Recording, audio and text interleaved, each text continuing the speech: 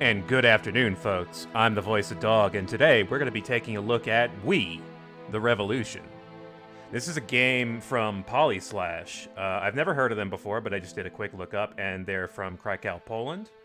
They seem to have a decent pedigree. I don't know anything about, what the games I did see. Thank you for that follow, DC Enigma. But it seems like they've got a bit of experience in the industry and have been making games for a little while. Thank you, history's greatest monster. The beheaded justice on the title screen with the head on the scales is pretty great.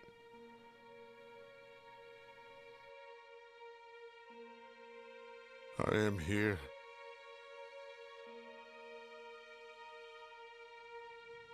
Do you hear me?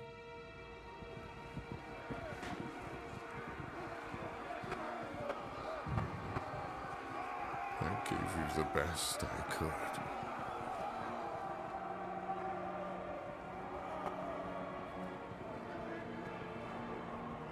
Why did you disown me?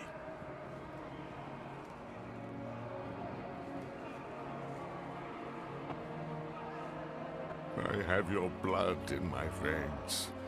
How could you?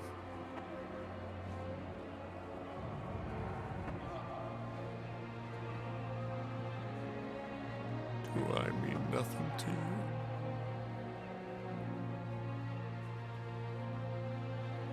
Why did you grieve for him? He was nothing.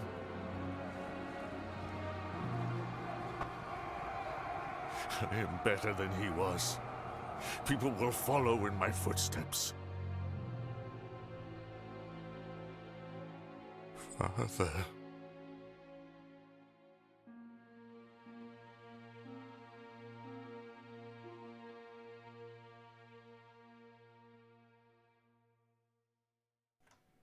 It is a bloody, bloody time.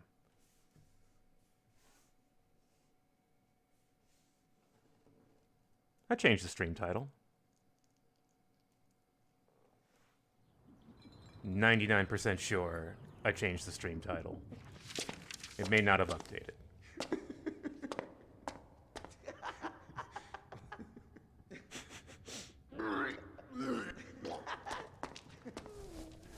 That's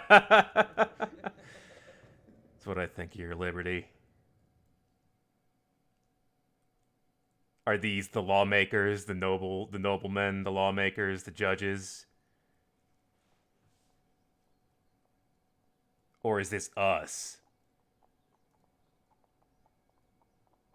This cloudy rot gut. Remind me before I drink it.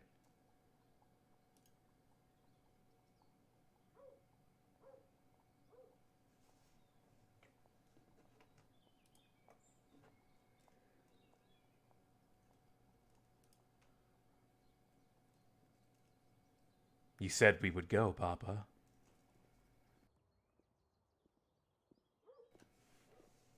Papa had work to do. Had a lot of drinking to get done.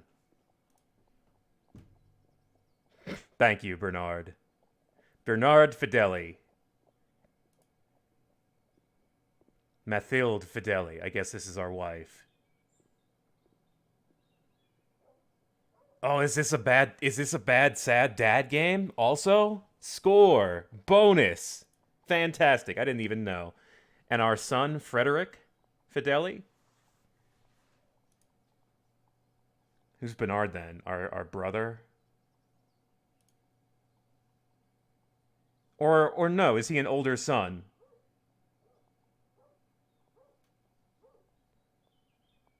Your favorite son. So yeah, he has more than one son.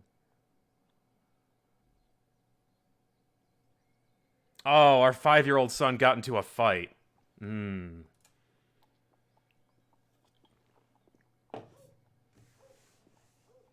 were fighting for justice at the inn. Yeah, that is our older son.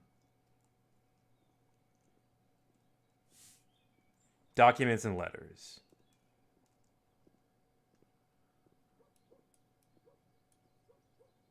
Well, events, notebook, verdict. Oh. Is our first trial our son? Is really? Are we lawyering our son? Are we the judge for the trial of our son getting into a fight? Because that's a fantastic way to start this game. Like, you know, it's a small petty crime, but it's a really good way to add a bit of weight to the proceedings. Family trial, hell yes.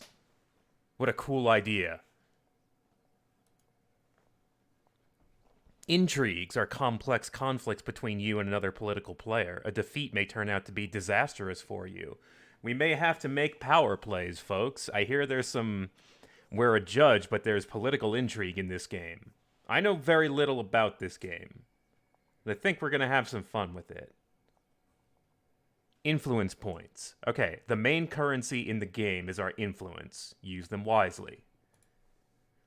We have notifications. Global modifiers. Some of your decisions and changes in the world of the game may cause global modifiers. They affect relations, reputation, and influence. So I guess, like, maybe if a major event happens or something, then we get a reputation and we get, like, a debuff or something. Alright, news. Make your decision. Neighborhood gossip. Your addictions are no longer a secret. The fact that other children are bullying your son because of them is a minor problem. But who is spreading those rumors? It is likely to be one of their parents. They could have whispered into their children's ears whom they shouldn't play with and why. They might even have spiced the story up with a lie. But who will hear it next? We can intimidate the parents for 3 influence points, or talk eye to eye for 1 influence point, or ignore them. Interesting. Okay. Okay. Let's talk with them. Spend 1 of our 3 points.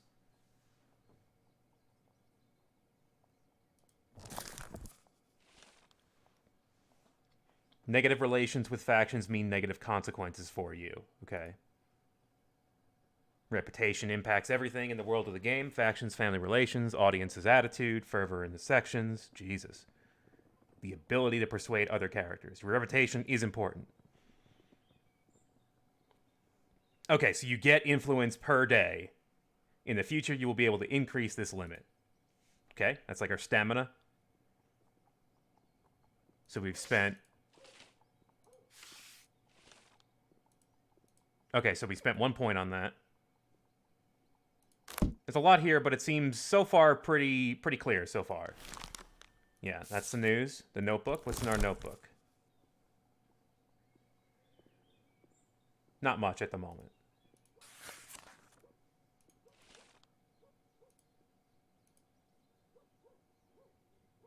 Yeah, I mean, we are probably in the wrong here because we are a shitty drunk. So that at least that's the impression I got so far. So you know, not too much we can do about them. We could fight back dirty, but that would cost all our points. Oh, we got profiles on all of our family here. Seen as many as the perfect wife. Determined to protect her children at all costs, they are perhaps more important to her than you. Still showing me playing Axiom Verge? Hang on. I totally told it I was playing We the Revolution.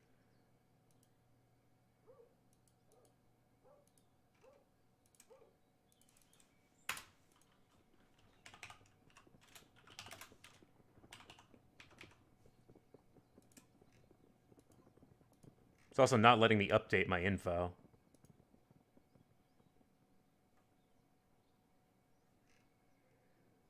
Huh. It did... Wow, it didn't. You're right. It did not update. Let me try that one more time. Guillotine.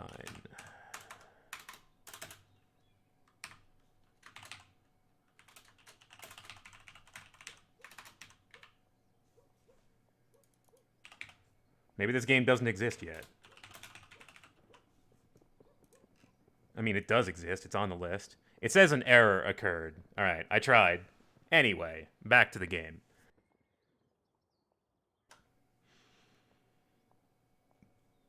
Bernard, our eldest son. Slender and handsome young man. The weight of current developments in France is slowly dawning on him, igniting a revolutionary zeal in his heart. He thinks that the revolutionary judges should only be appointed from the lower classes of society because only such people can be considered untainted and able to work towards the common interest, not only the personal gain. That sounds okay to me. Bernard sounds like he's got a mind for revolution, but also just kind of like fairness in general. He's idealistic. Yum. Yum? Young, dumb, full of something or other. My slender adult son. Okay, so looking at the game, maybe... No, I have no idea where to put chat, really.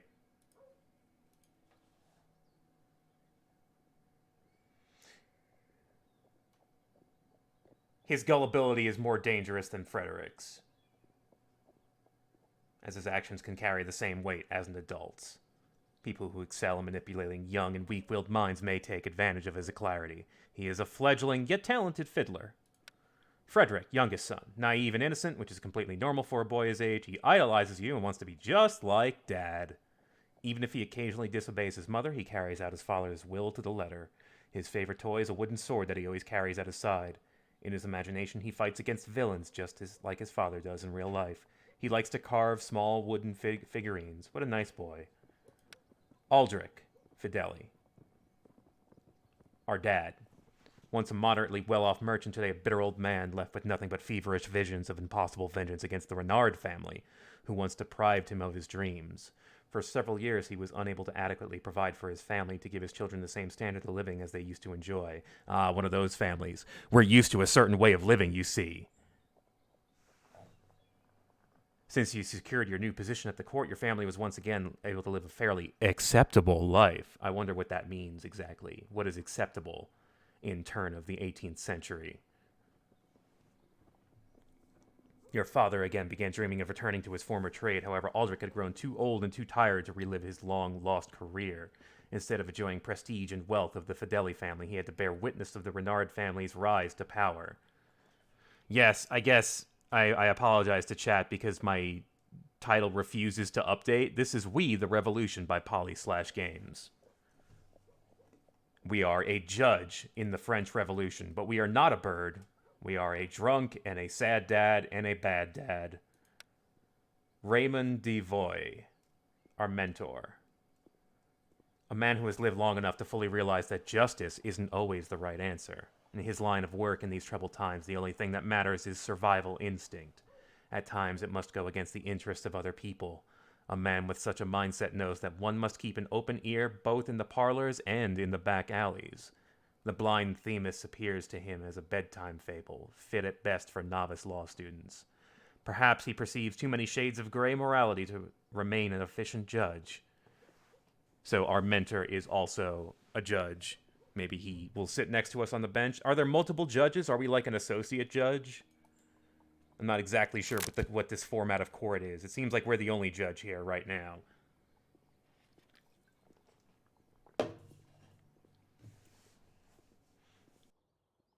Yes, if you are just joining us, this is our family here. Here we are. Our son is on trial for starting a fight. Our oldest son is here. Our youngest son is on trial. And the mother. Let's look at the case file and find out what happened. Although we have a pretty good idea of what happened already. Given, everything we've read about him. To Judge Alexis Fideli, we have not expected this kind of behavior from your son, although apparently we should have. Innocent child's play turned into an assault on our children.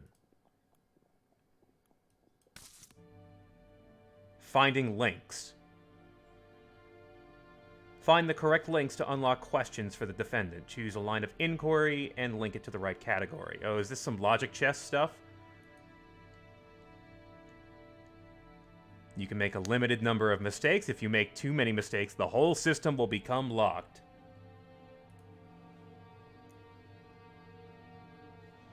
Some cases may contain traps.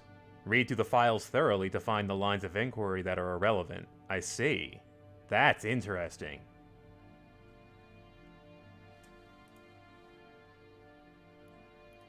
Let's turn back. I still want to read through the case file.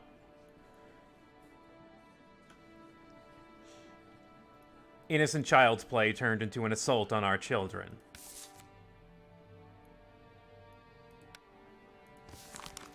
The younger one, Antoine, now has a chipped front tooth. We hope that you will punish your child accordingly. Should the situation repeat itself, we will react more decisively. I am sure we can deal with a gambler and drunkard even if he is a judge. We will not let our children be hurt. Assault. The charge is assault. Child's play. Possibility of repeating. Fighting children. Injured Antoine. A chipped tooth.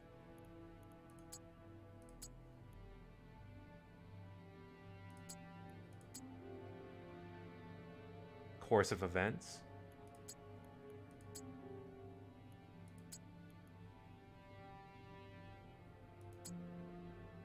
Incorrect link? I don't get that.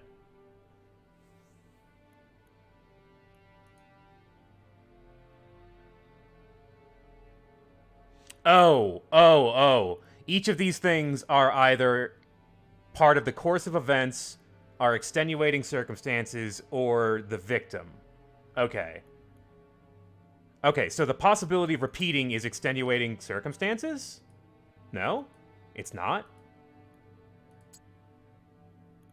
Wouldn't that be extenuating circumstance? Well, hang on, I need to look up what extenuating circumstances mean.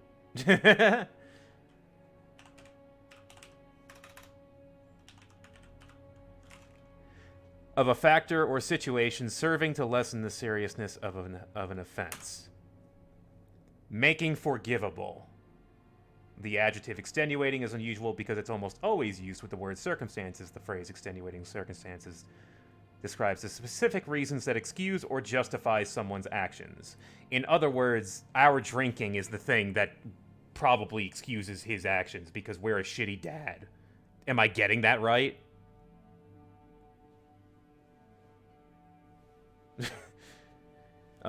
Okay, so he's a victim. Chipped tooth. Is that also victim? Or is that the course of events? Because that's, like, they were playing, then they started fighting, then someone got... Then Antoine had his tooth chipped.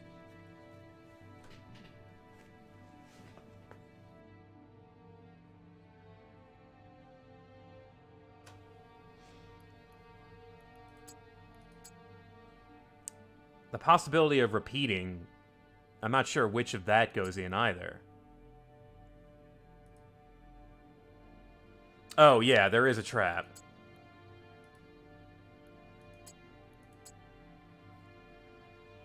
Okay, so I don't want to do one of these because that's just going to, if I bring up the possibility that this will repeat, it'll just make me look bad.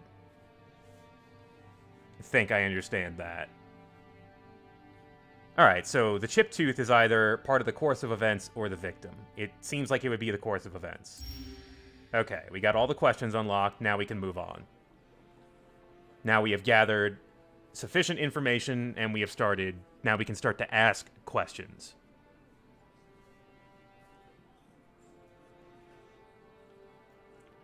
Influence the jury's attitude by questioning the defendant.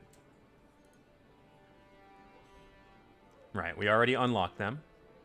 Being in the jury's good graces allows you to find out which way they will sway after you have asked a question. How does your play turn into a fight? Or no, this is our mentor. We're sitting at our desk. This is a first-person view. Our neighbors, Antoine and Jean, they were saying mean things about you. We were playing guards, and they asked me to pretend to be a drunkard, whom they would, you know... You were fighting both of them? I had to. What were they saying?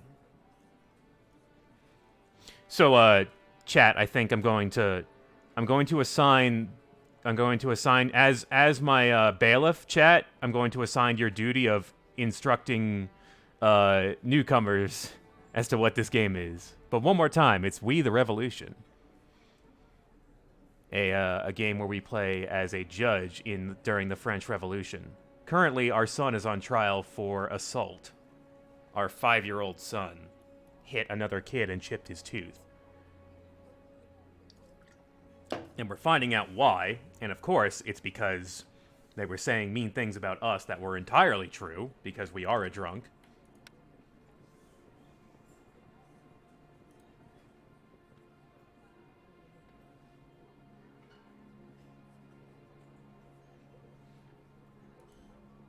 I'm not asking you, oldest son.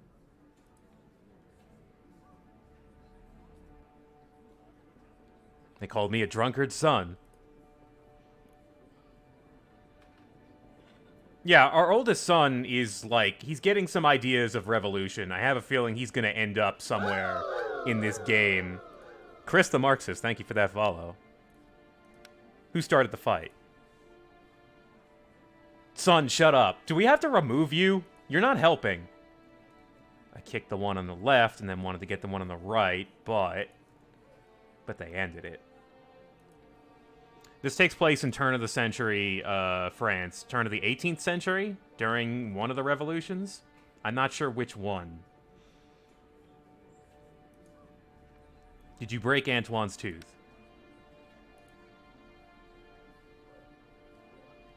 So, the 1790s. Yeah, the big one with the guillotine. Frederick doesn't think he broke Antoine's tooth. Did you hit him in the face? I think I kicked him, but not that hard. Well then. Do we get to hear from Antoine?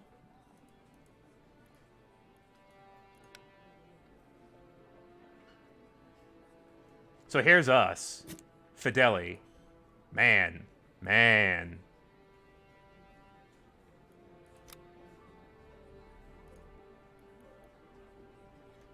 We still have 2 influence points. Blocked.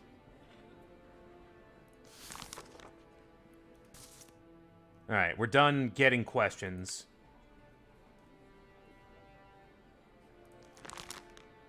Punishment. Make the most important decision. Condemn the defendant or deem them not guilty. Sign the document to legitimize the verdict. Alright.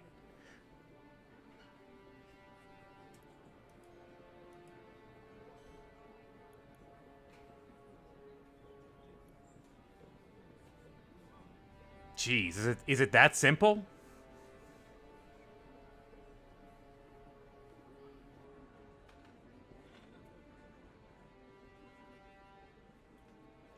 What do you think, guys?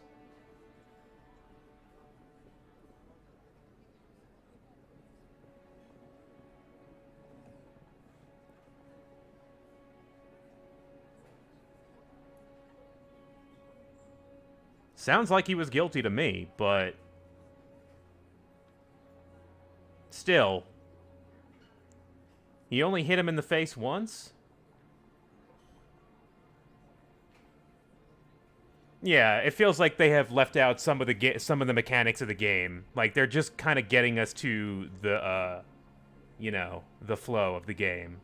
So let's say not guilty, because I feel like I don't have enough information, quite frankly. Like, if I got jury duty and they gave me this case, I'd be like, yeah, so we hit him, but how did his tooth get chipped? Did you actually, frankly, yeah, did you hit him with the sword that you're always carrying? Is that what you did? Because if so... But no, he said he kicked him. And I don't buy that.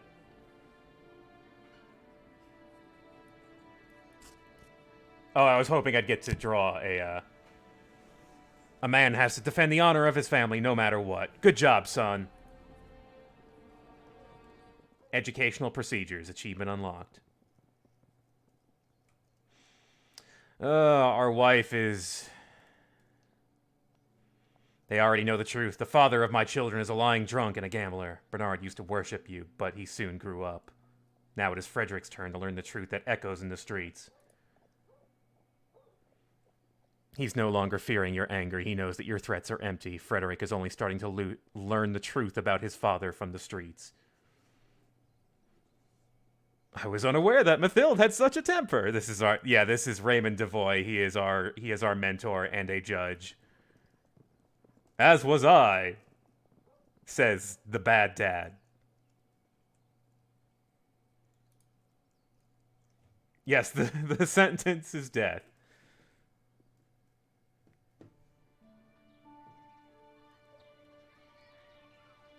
Oh, so far these cutscenes look really neat.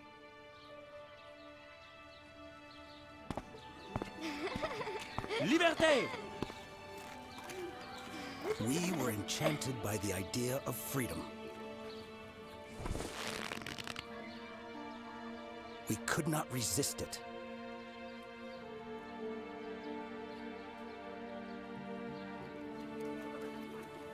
Whole families took to the streets. Yeah, this art style looks neat. France was never so happy.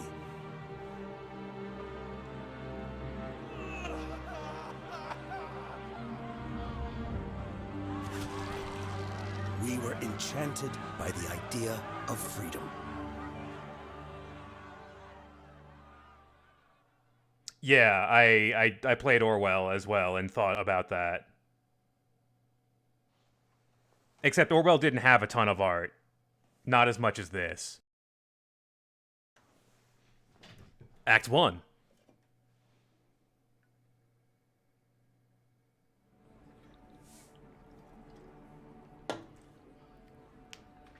Find out which verdict is expected by the factions and your close ones.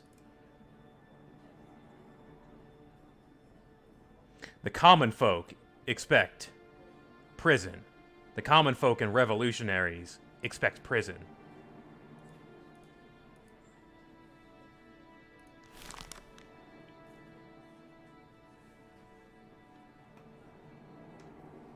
The father had a rare episode of foolishness when he decided to stand up to someone stronger, threatening him with a fist and showing his children they are safe by his side. He did not listen to your arguments. Furthermore, he gave a precise description of where you can shove them.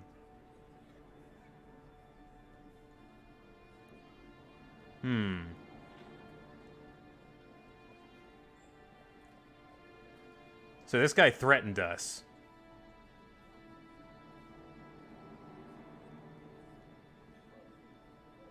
Oh, this is the father of Antoine? Who is this guy?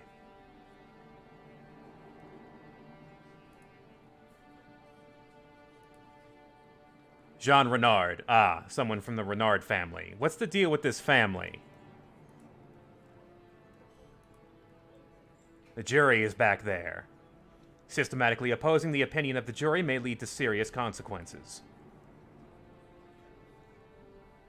The jury has not revealed its verdict yet. The animation on these guys is pretty good. It looks real. I mean, it has this element of realness to it that looks kind of eerie, but also realistic. Interesting. All right, we don't have any questions for the defendant yet.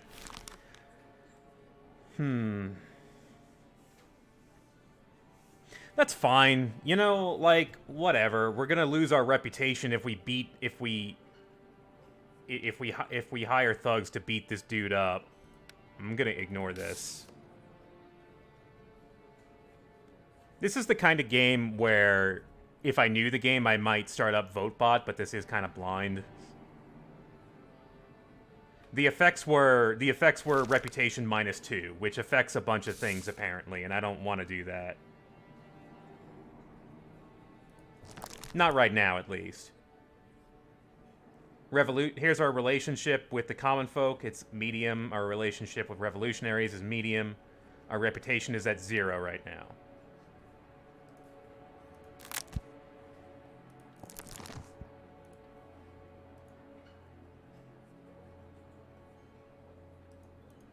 Okay, the case file. Let's see what the case is about. Jean Renard, a 45-year-old innkeeper, has been charged with fraud. He is accused of diluting alcohol in his tavern, tricking his clients into paying extra. So his crime is fraud. Guests came with their minds set on a specific goal, getting roaring drunk, but instead of staggering out after drinking 2 pitchers of wine or several pints of beer, they would sit at the inn until morning, still sober and completely penniless. Man, that sucks. The innkeeper's fraud came to light when one of the customers discovered the scam and caught the cheater in the act. The man entered the host's cellar and witnessed him diluting the alcohol in the battles with ordinary water. As a result, customers only received 4 parts of what they paid for and 1 part from the water carrier. Hang on, let me permit Bob McName. I changed the thing on this, so maybe it works now? Try that again. And if it doesn't, my bad.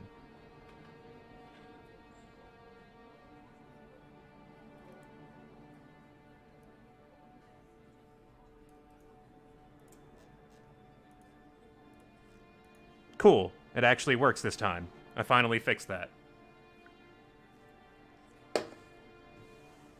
4-1, that means it was 20% water. Alright, so let's look at the innkeeper. Is it a method? Is it a witness? Or is it a motive? The innkeeper... I mean, the innkeeper is a method, is it not? Or is it motive? Is the innkeeper the... the phrasing is a bit weird here.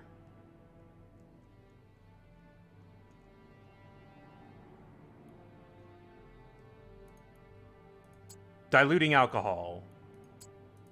That's the method. Customers drunkenness. Exposing the innkeeper. Witnesses.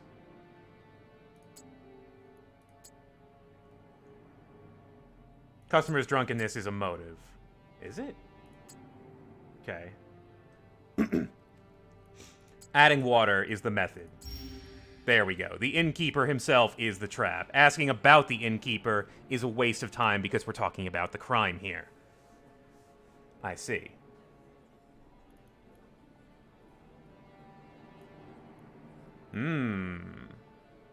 I see. We see all of the stuff here influencing the jury's opinion.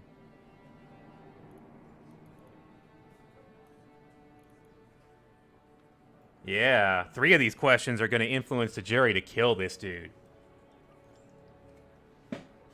Well, he is accused of fraud. Is that a crime punishable by death?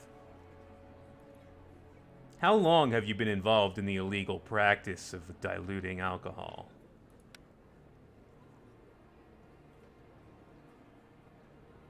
In 1790s, yes. Accused of fraud at that time? I guess that is. Well then. It's not an illegal practice. Everyone adds a bit. There's a bit of wine in the water, not the other way around. Man, the jury is pissed. They've been doing this for a long time. Yeah, I guess do not screw with the wine in France, huh? A few weeks at the most. It's hard to earn a living lately. I used to run an honest business. Pure wine was overspilling the glasses. Is there any proof to support your testimony? Jury, why are you speaking up so much?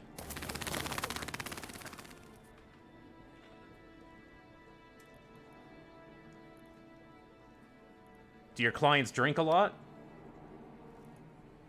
Tavern regulars usually drink a lot. You've been selling plenty of wine. Quite a lot, yes. You've been paying taxes on the amount of wine you have bought, not the amount of wine you have been selling, correct? I don't understand. You have been paying taxes on 4 wine barrels, but by adding a quarter of water to each, you have made the money for selling 5 barrels of wine. I'm not too good with numbers. You're not good with numbers, yet good enough to have calculated that fraud pays off.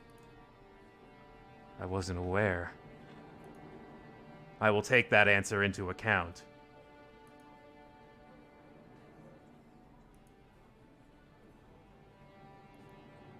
How did you feel about tricking weary citizens? Felt terrible. All I wanted to do was keep my business afloat. Others don't mess around for sure. No diluting would be the end of me. So you decided to commit fraud. If I lost my tavern, my family would starve to death. Do you have children? 1 son and 2 daughters. Time to start saving up for the dowry. And why don't you send them to work, idiot?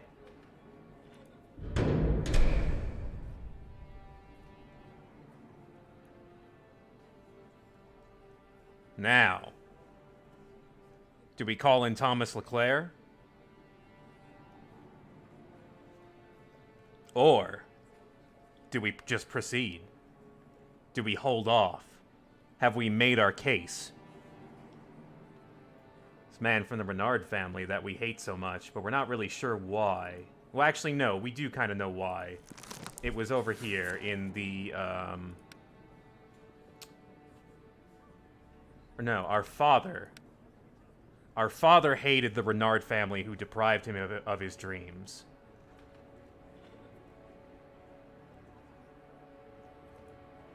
Yes. Yes, finally. Finally.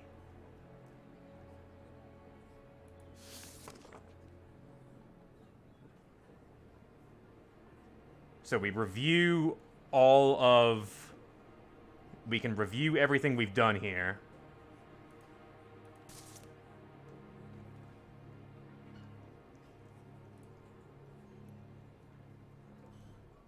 Alright, please call in Thomas Leclerc.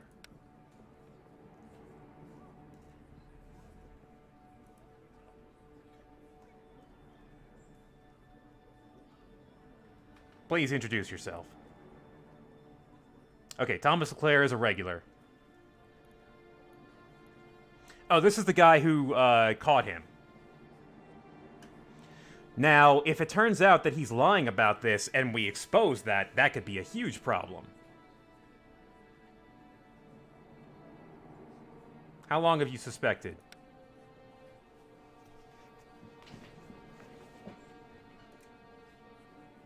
About a month ago.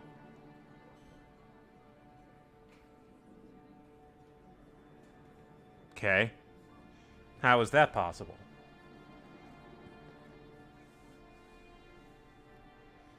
Being slightly drunk, you didn't really notice the difference. You just thought, oh, I've got sort of a buzz. But then you end up sober later, and you're like, well, what the fuck?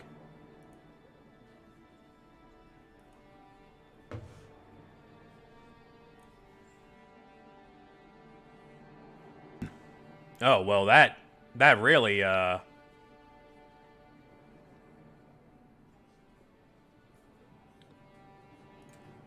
Okay, so we choose one question. Alright, so that's how that works. Alright. The jury votes in favor of incarcerating the defendant. They find the punishment sufficient. I think I will go with the jury on this. It seems like we have made our case. Prison. Sign that. I sentence Citizen Jean Renard to prison. Lead the condemned out. Huzzah! Long live pure wine! Alright, our reputation with the common folk has gone up. And with the revolutionaries. Because we have preserved the sanctity of wine. And let's face it, if you can't get some decent wine during the fucking revolution, what were we actually doing this for?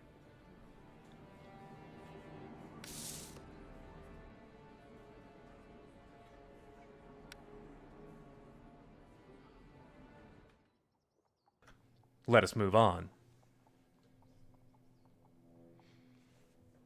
May I remind you that you promised to join me? I have a feeling that tonight's moon favors gamblers.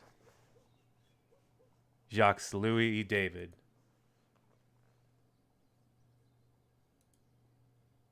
Though it does not favor spouses.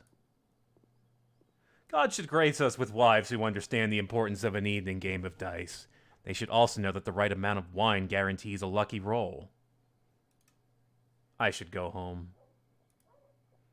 Bringing a judge to the game has benefits. Other players will surely not cheat. That is not a strong argument.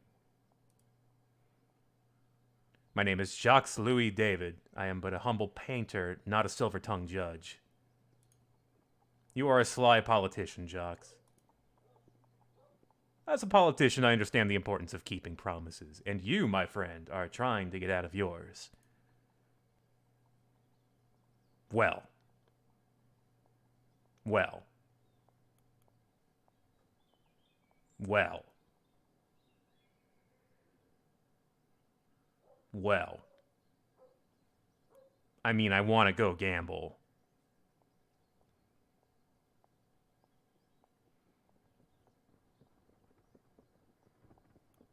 Got to keep our promises. Yes, disappoint our son. We're a terrible father.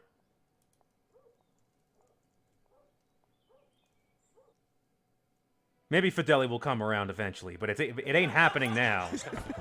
Yeah.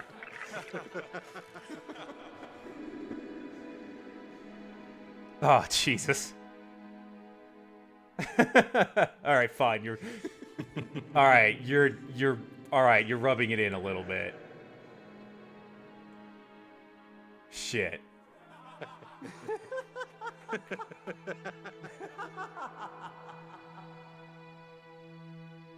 They haven't done too much to make me feel bad for favors, gamblers. For the wife yet, but that image of her just sitting alone at the table is really good. That's very strong.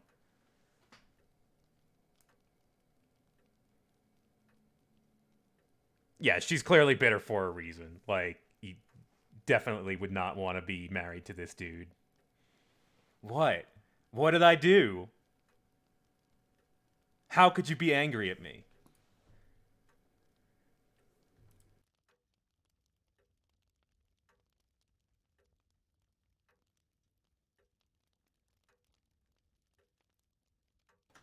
What a dick, and he's just all, now, why don't you berate me as you always do? That'll make you feel better, right? That'll get you through this so I can do this again, so I can keep repeating the same shitty behavior. Frederick sometimes imagines you as a deep-sea sailor. He dreams that you visit distant countries, have wonderful adventures, and one day you'll return and tell us all about them. But all I see is man in a lifeboat, and one of your oars is broken. A furious storm churns up huge waves that are fated to devour you, and I'm standing on the edge of a cliff, holding a makeshift lamp. Your children have already forgotten about you. They are far, far away. Your father died of old age. Your drinking companions now play cards with new friends. But not you. No, I'm still standing on the shore, hoping that your boat does not sink. That vision is not so distant either. Your sons are still young, but the storm has already begun. If you don't turn around now. Good night.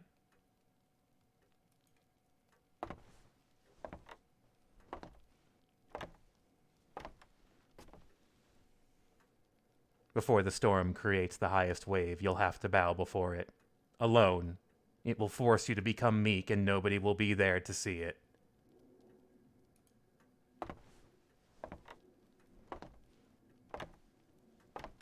Oh, damn it. I was gonna make a joke about, well, there's no relation gauge with the family, so I don't care. I'll play cards. Damn it. Damn it. Fuck. It's not fair. You can't do that to me. Upon running okay, you can decide how you like to spend the rest of the day. God, our wife fucking hates us. Now I have to care about this family. Damn it. Each action will affect the other members of the family as well as their attitude towards you. Okay, this is a gauge. Characters' attitudes. Provide you with or deprive you of certain bonuses. Youngest son. His attitude makes the other family members like you slightly more. Take good care of him. After various important events, you may find yourself with an action forced upon you. On this day, you may become the victim of your own decisions. So yeah, I kind of glossed over that, but that was a strong scene. Like, his wife just completely, like, you are circling the fucking drain, and I am still waiting for you to turn back before it's too late. Like, actually a sort of message of support, but not very hopeful about it. That was a very good scene. They did a great job with that. Even the movement of her getting up, it looked just stiff enough. Like, just stiff enough to convey, like, I am not showing you a damn thing.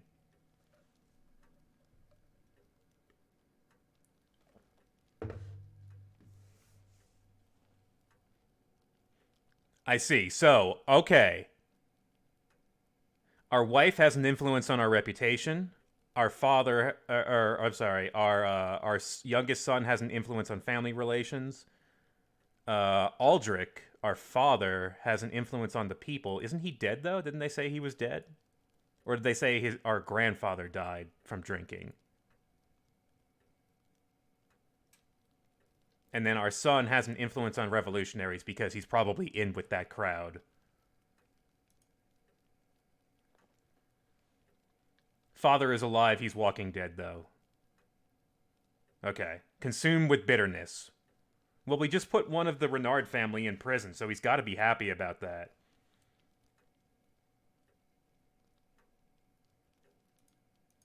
You cannot change this action.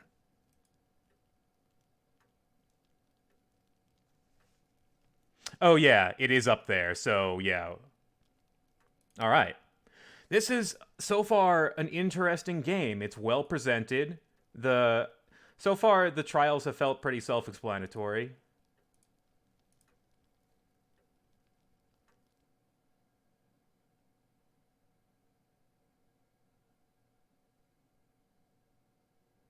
Act 2.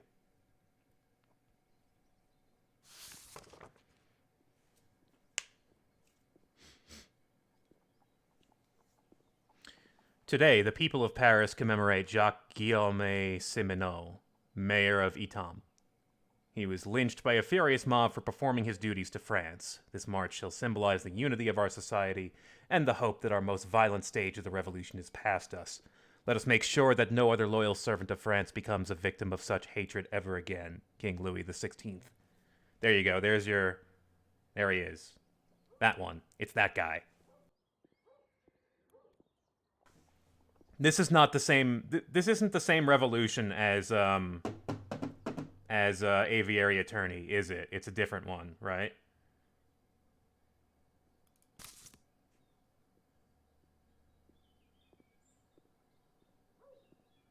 Yeah, it's a later revolution.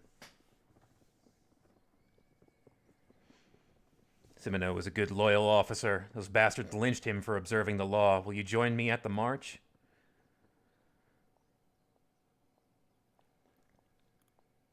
Sure. We gotta put those people down. Yeah, this one seems a lot more violent than the one in Aviary Attorney, even though that did end with a violent uprising.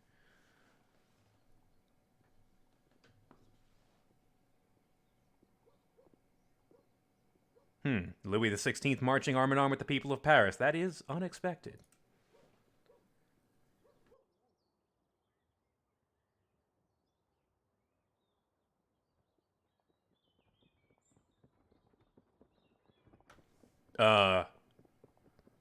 Is that him? That's him. That's Louis?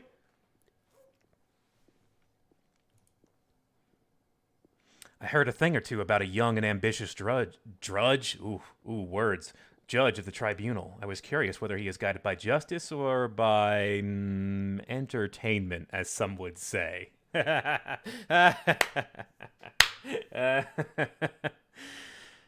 Yeah, you got me.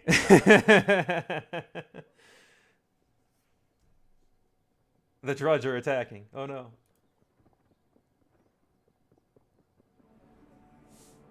Ah, there he is. He is observing today. Oh, wait, you can't see my cursor. Hang on.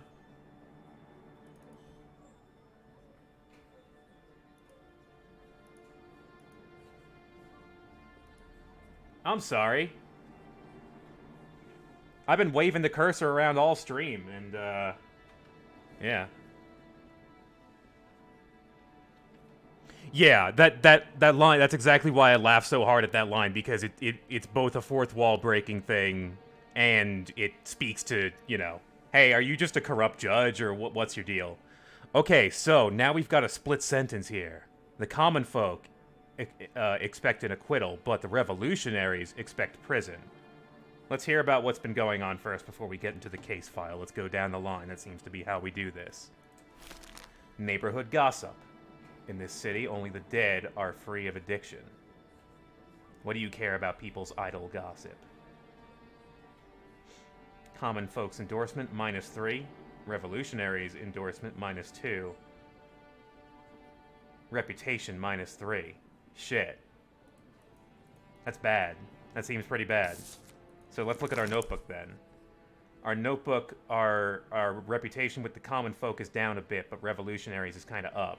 Reputation is -3 at the time. Gossip got out of control. I guess I didn't handle that situation with enough force, you know? Didn't really rough anybody up. That was my mistake. I see now. I understand. Our son's drawing.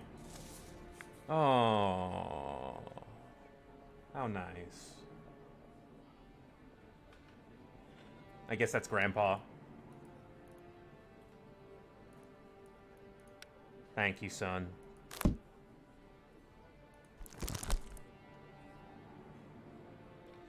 Yeah, so sentences, we can have death penalty, prison, and acquittal. So far, we haven't had any death penalty sentences. Yeah, so day 2, we took a huge hit.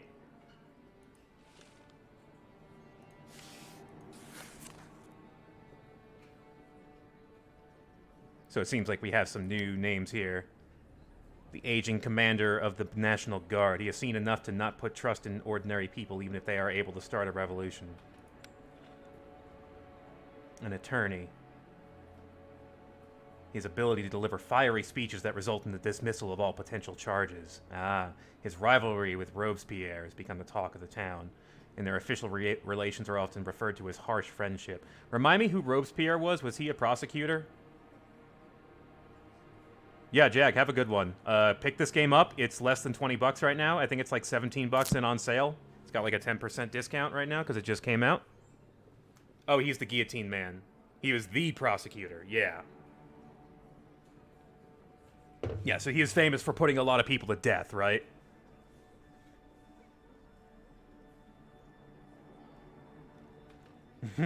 A hero.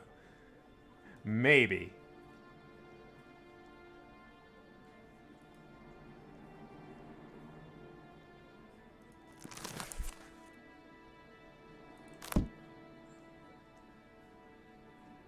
All right, case file. The defendant is Oliver Mugler, a 65-year-old master locksmith who is famed among Parisian burglars as an expert on unopenable locks. Last month, he was commissioned by the owners of Parisian glassworks, Jean Rude, Louis Roux, and Windows Noise, please shut up, Ferdinand Salon, to construct locks for ornate chests for valuables, presumably as gifts for their wives. The craftsman praised his latest creation as thief-proof. Shortly following their completion, the industrialist houses were hit by a series of burglaries committed by a recent newcomer to Paris, Hector Vian. The thief from Orleans was caught in the act and shot by Ferdinand Salon. Okay. An expensive Turgot map of Paris with the houses of the recently robbed industrialists marked on it was found on the deceased.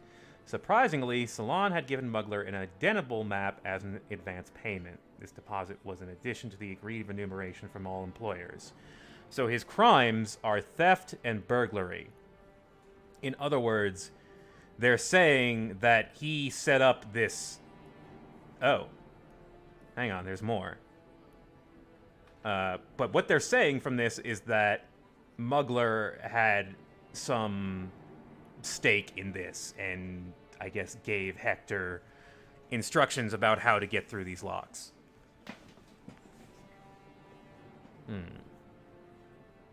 Okay, what's this other page say? Further interesting information came from the owner of the Ginger Margot Inn. She recalled that on the night preceding the burglary, the locksmith met there with a man she didn't recognize. Based on her description, we were able to identify him as the aforementioned Hector Vian. The men allegedly engaged in an evening of drinking sponsored by Muggler. Evidence. A map of Paris was found on Hector Vian. Okay. Well...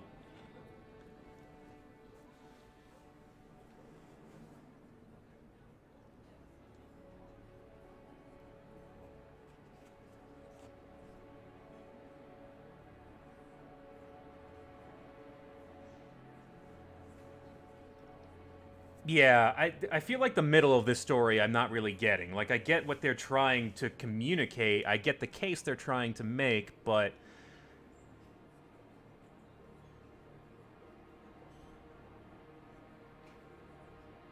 Salon had given Muggler an identical map as advance payment.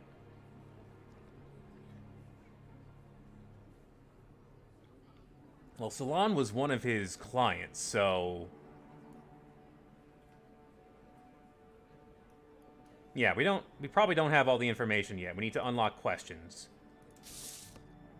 Okay. There are 8 questions to reveal. This seems like a pretty serious case here. We've got 5 things here. Extenuating circumstances, offender's personality, the course of events, pieces of evidence, and accusations. Alright, the map of Paris is a piece of evidence. We know that. There are no traps here, so... Okay, so all of these are something. Lock's construction.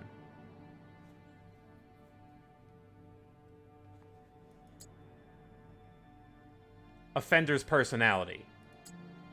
No? I thought that would be part of his personality, since it's sort of like his lock, his... No? All of these have to be one of these 5 things. Well, drunken evening is the course of events. Master Locksmith is offender's personality.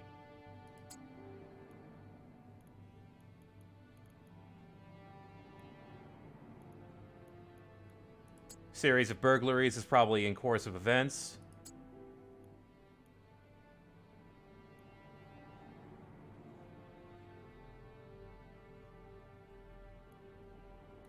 Famous thief. Not sure which one this is. Still 4 questions left. Famous thief could be extenuating circumstances because he doesn't have... It's not... Well, he did supposedly meet with Muggler. Oh yeah, he could have stolen the map from that guy.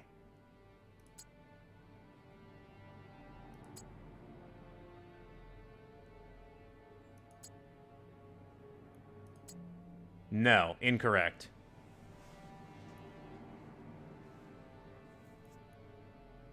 An accusation?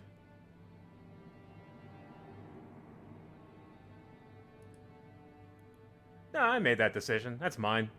That's my mistake. Master Locksmith.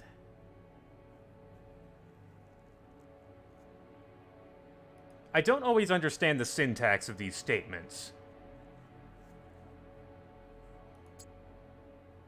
Marks on the map are evidence, aren't they? They wouldn't be extenuating circumstances because they showed...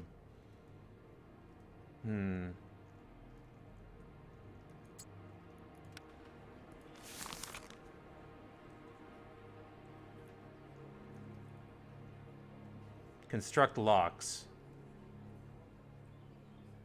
Oh, the defendant... expert on unopenable locks.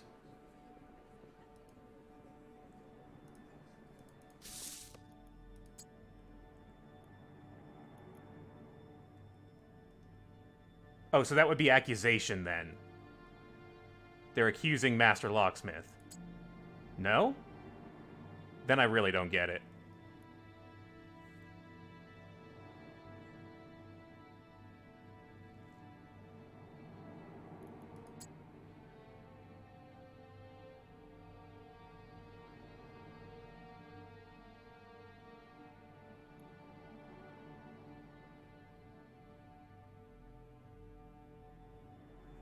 Yeah, Twitch has not been updating their titles.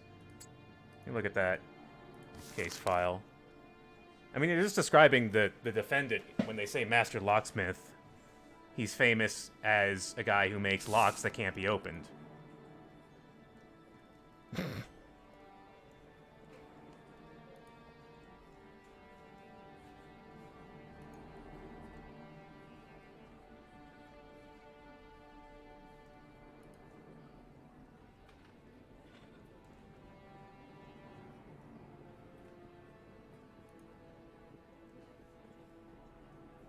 Why are you so determined to harass an old man?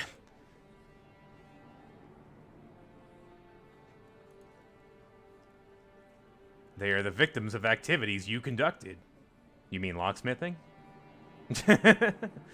Owned. Good job. I guess I didn't really get us anywhere. I still got to figure out the questions. I'm afraid to mess this up now.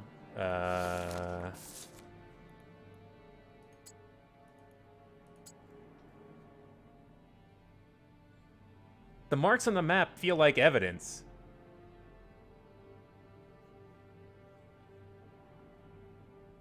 Or is it... Yeah, I like... Alright, that's evidence. Is famous thief the course of events? Okay. Lock construction... Oh, lock construction as in he was commissioned. That's the course of events. Master Locksmith is extenuating circumstances. Okay.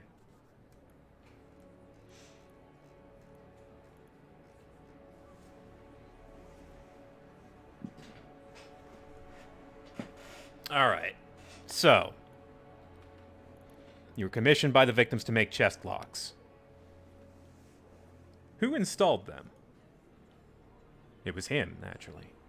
All in agreement with the contract, my job was to prepare and install the locks, and the employer was only to come and see whether the work was completed, and pay, of course. Was the installation carried out at your workshop? No, on site at the client's property. None of the idlers bothered to deliver the trunks to my workshop, so I had to strain my old legs. You knew the addresses of the victims. How else would I get there? Did you know Hector Vian? This is the first time I've heard the name.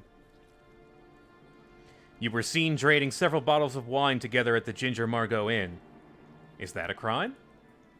No, but the question is, why are you denying it now? Was your drinking spree just a deception for discussing the burglary? Nobody I had a drink with introduced themselves as Hector. I didn't plan any heist with a Hector, Victor, or Hugo. I'm a locksmith and I earn good money from it. Burglaries are for vagrants without a job.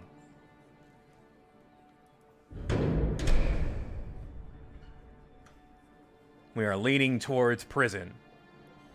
Do you recognize this map? No, I don't recall ever seeing it before. Ferdinand Salon claims that he gave you this map as advance payment for your services. Okay. His reaction here tells me that he's telling the truth. He's like, he claims what? He gave me a scrap of paper as payment for making 3 locks, and it says it's supposed to be worth more than 3,000 francs he owes me? And the jury is just... The jury is just very much... So does this map belong to you? It doesn't. So where's the map that you received from Citizen Salon? I lost it, but it wasn't even worth a loaf of bread, so I surely won't shed a tear. But if you have it, maybe you stole it from me. Maybe you'd make a note that Oliver Mugler demands remuneration from Rude Ruin Salon. I see. Yeah, alright. Yeah, he had a bunch of drinks with Hector, and... Yup. The picture is becoming clear.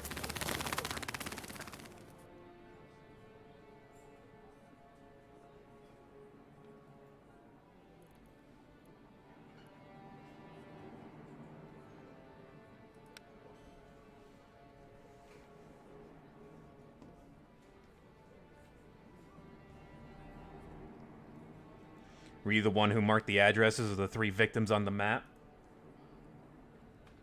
I didn't mark anything. The houses of your clients are marked on the map.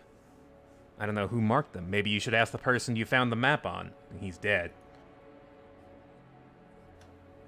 Maybe the court made the marks and has no memory of doing so. Jerry, shut the fuck up.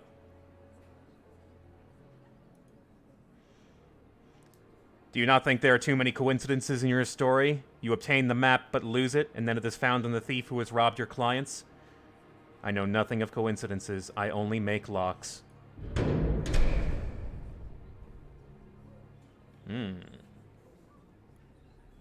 So, do we even want to ask the rest of these questions, or do we want to just send him to prison?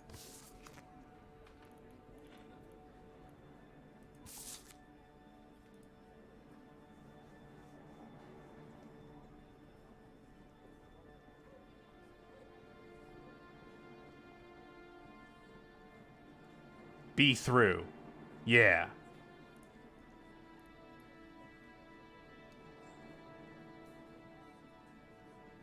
Do we care about the truth, or do we just want to put him in prison? I guess it's up to us, really. I know, I'm just joshing you. Yeah, well, if we asked if Hector gave him the map, we know what's gonna happen here. And here, I feel like we're even either way, because... Yeah, I don't think this guy committed a crime. Alright, did you give Hector the map? I'm sorry, I'm kind of inclined to play as, like, the biggest asshole I can for some reason when I'm playing this game, instead of what I would usually do playing a law game where I actually try to solve the case. It's weird, when you put me in the position of the judge, I don't know what to do. I have too much power. Alright, did you give Hector the map with the victims' houses marked on it? I gave nothing to Achilles, Hector, or any other Greek. Call in the witness, Citizen Jean Rude.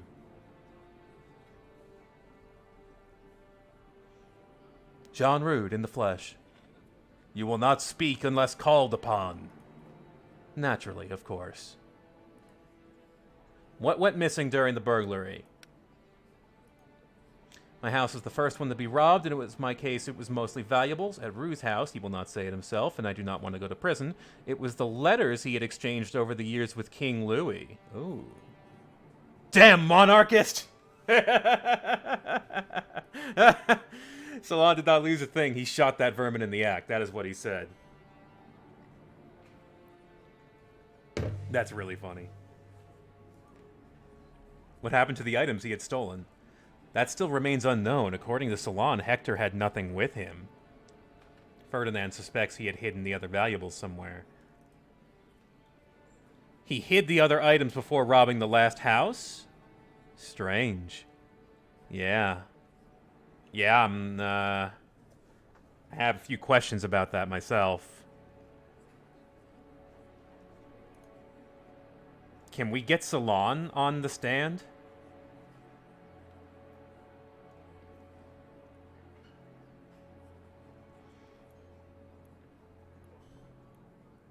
Okay, that's what that means. Asking one of this will lock us out of the other question. The question is, do we question his temperament or the details of the case? I'm thinking the details of the case because they are a little fishy. Advance payment in the form of the map, its disappearance, the murder of a burglar, and a lack of payment for services. It all makes for a rather strange story. A suspicious one, too. What are you mumbling? If I say something. will I be free. He knows something. Please testify what you know immediately. The map was Salon's idea. He told the thief about the advance payment we gave to the locksmith and proposed that Hector steal it.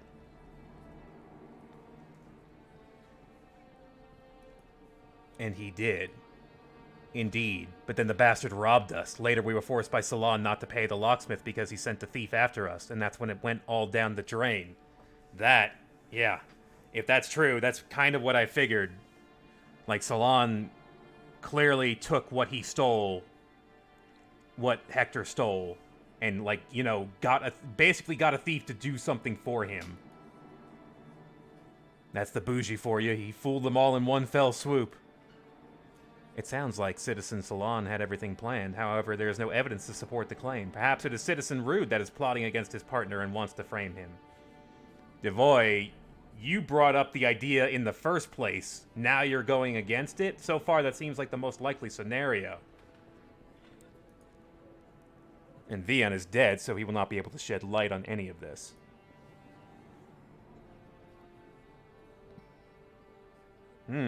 Well...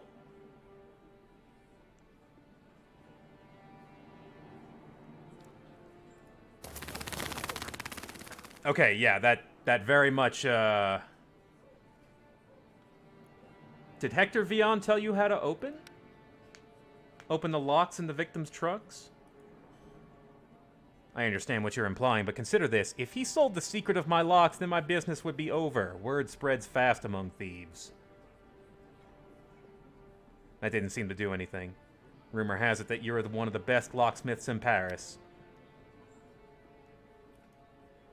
I should deny it for modesty's sake, but I won't. That cannot be true, though, as a random thief from Orleans was easily able to open your locks.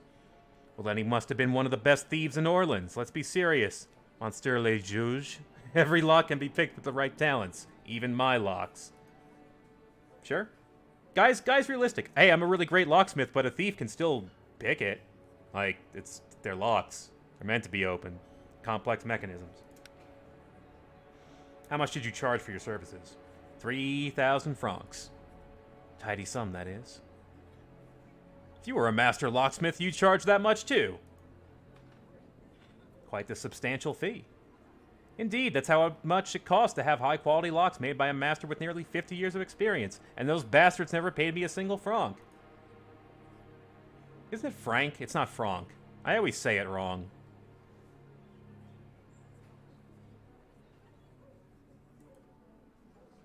I'd beat that money right out of them, but I'm too old for that.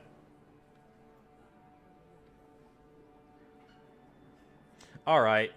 We have asked all the questions. I think we have figured out what we're going to do here. The jury votes in favor of acquitting the defendant. They find him innocent. Looks like the people... Oh. I didn't notice these. Risk of being removed from office, risk of death. The defendant... Oh my. Oh wow. Oh, that's cool. Yeah, look at that. Alright. The people are going to like us a bit more. The revolutionaries are going to dislike us. But... I saw that case through entirely.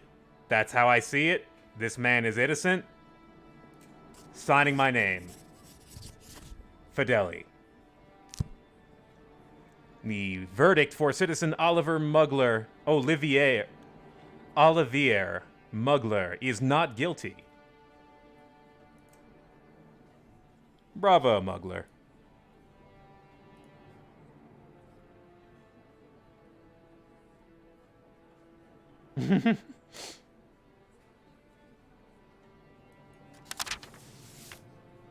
All right.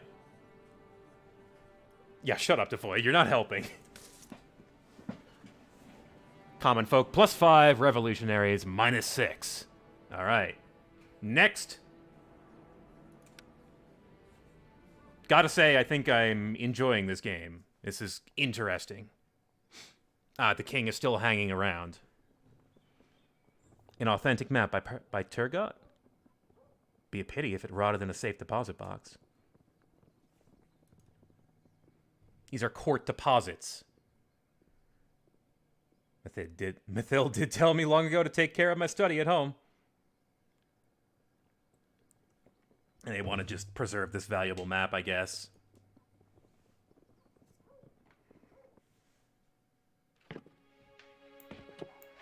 King Louis XVI. There were people who truly loved him. He reminded the French they had noble ancestors.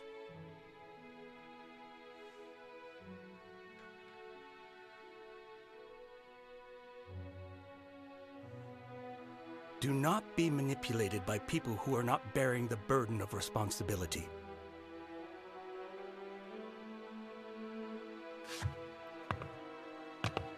This saddened me. Someone had advised him to say that. Someone who was well aware of the cold, inevitable wind of change.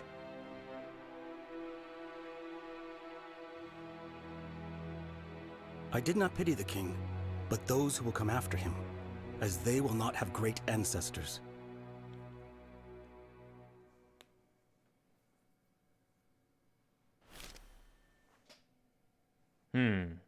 Frenchmen marched in the streets of Paris side by side, one line after another, to commemorate Jacques-Guillaume Simoneau, mayor of Etampes. He was murdered by a furious mob, punished for a law he did not enact but was obliged to observe. Freedom of speech killed him, if we understand this as the right to cast stones to show one's discontent, the right to murder people because you deem them responsible for your miserable life. Surely the people of Paris would prefer it if we said that nothing happened. Common folk -3, revolutionary +1.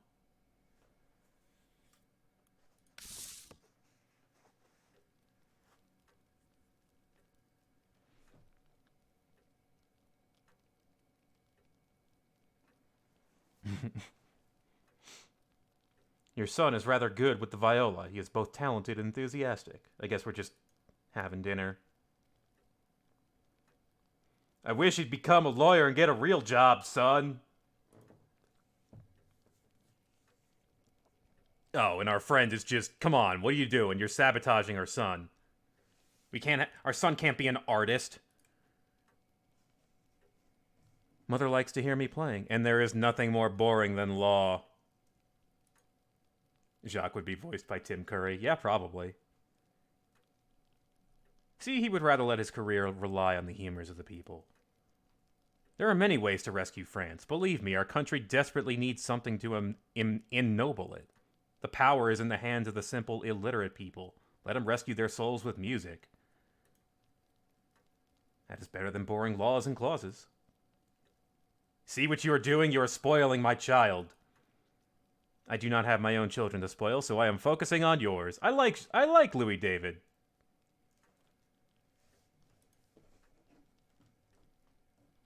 He's good. He's a bit better than some of the other characters we've met. Maybe he's got a real dark side to him. Maybe we'll learn about that. Speaking of which,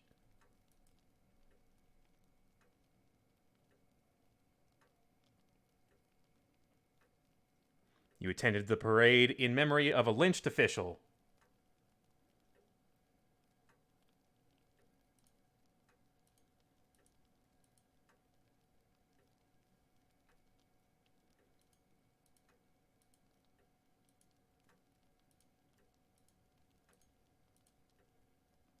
Instead of our family.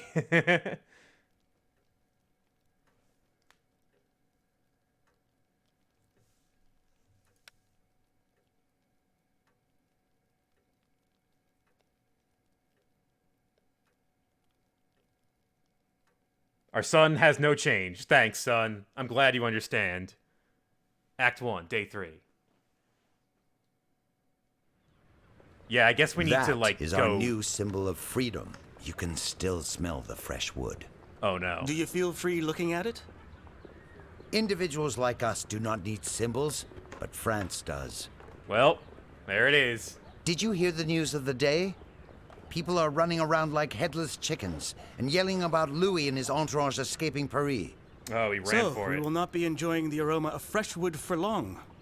Monuments like that are not installed solely for the purpose of punishing thieves or lesser aristocrats.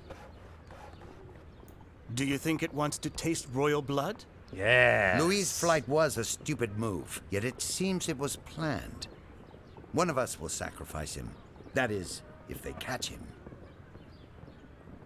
Is that why Louis visited us at the court? To manipulate us? Maybe deep in his heart he felt what the builders of the guillotine did. That someone has to be exposed as a traitor, even if there is none.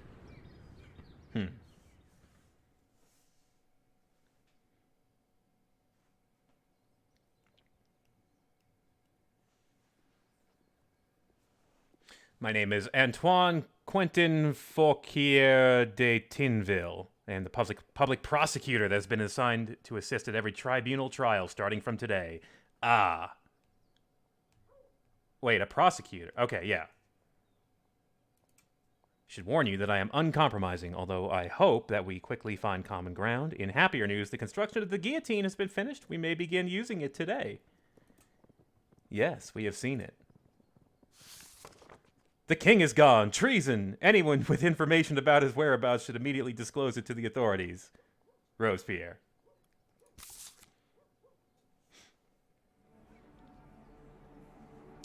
Well. The revolution... Oh, the common folk expect the death penalty. The revolutionaries expect acquittal. Oh my. We are split on both sides of the spectrum here. No news today.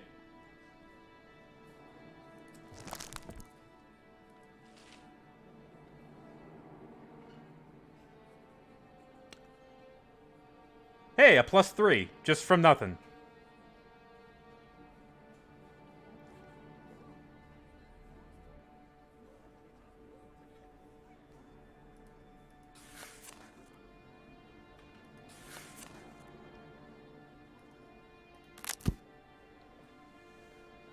All right, it's time.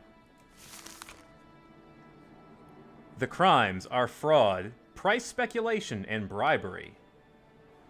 In the dock is Lucien Blanchot, a resident of the Section des Gravières, Rue Mesli. Citizen Blanchot owns several grocery stalls. We have received multiple complaints regarding his unfair trading prices, such as selling spoiled fruit, price speculation, and the violation of legal price limits. Mr. Blanchot has denied all the accusations, but my investigation at his stalls revealed at least some of his complaints to be justified. He claimed that the prices were inflated due to employee mistakes, and that spoiled produce was about to be disposed of on the day of inspection. It must be noted that when the inspectors pointed out his transgressions, Blanchot scolded his employees and readily set about restoring order at his stall. Well, he doesn't seem like a bad guy that deserves to be executed. What are the common folk getting all, like, bent out of shape?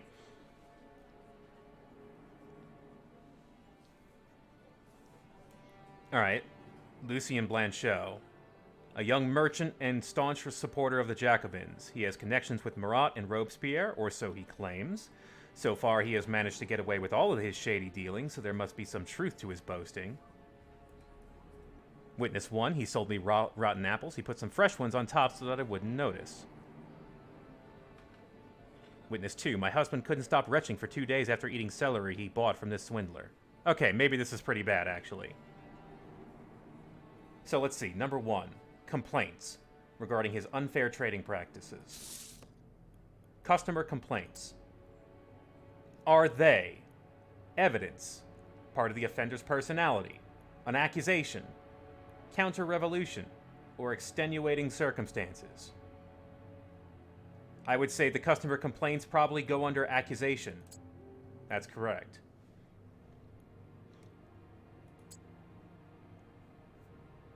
Legal price limits. Not sure about that just yet. Yeah, and there's one trap, so there's one thing we don't want to touch here. Poisoning customers is an accusation. Rotten apples is evidence? Oh, that's the trap. How about that? That's the trap? Really?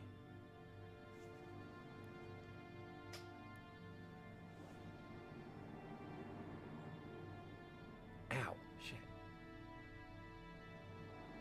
Hang on, folks. Let me run to the bathroom real quick.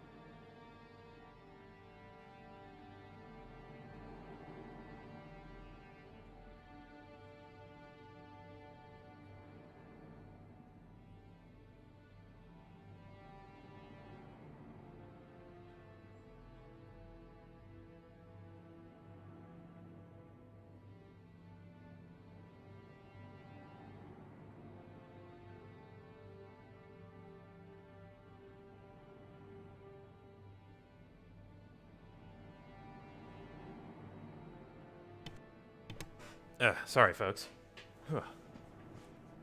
Had, like, a slight pain that kind of reminded me of when I passed that stone during stream, and kind of wanted to make sure I wasn't sitting on one, like I did that one time streaming Yakuza. Anyway, evidence. Let's read through this again.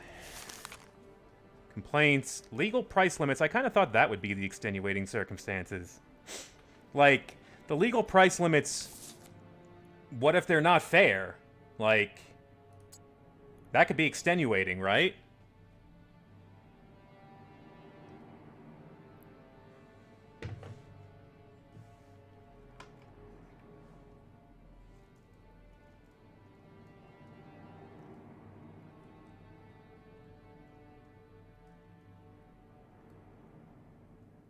Right. Yeah. Employee mistakes are probably extenuating circumstances. Yeah, okay. Defendant's connections aren't? Oh, the defendant's connections are counter-revolution. No?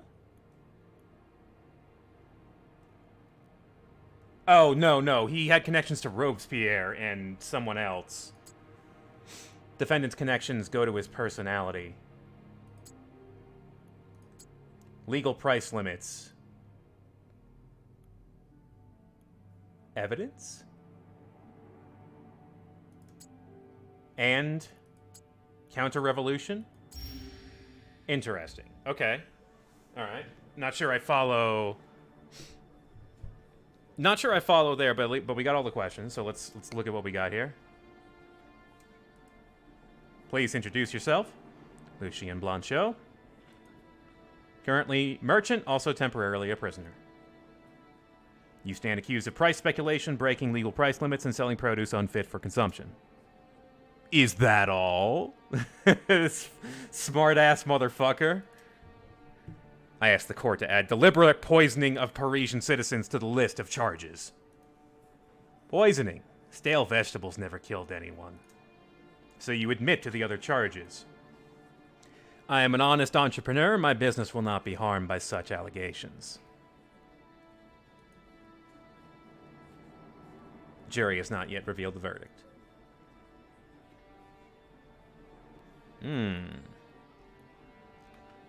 He's got 3 and 3 here.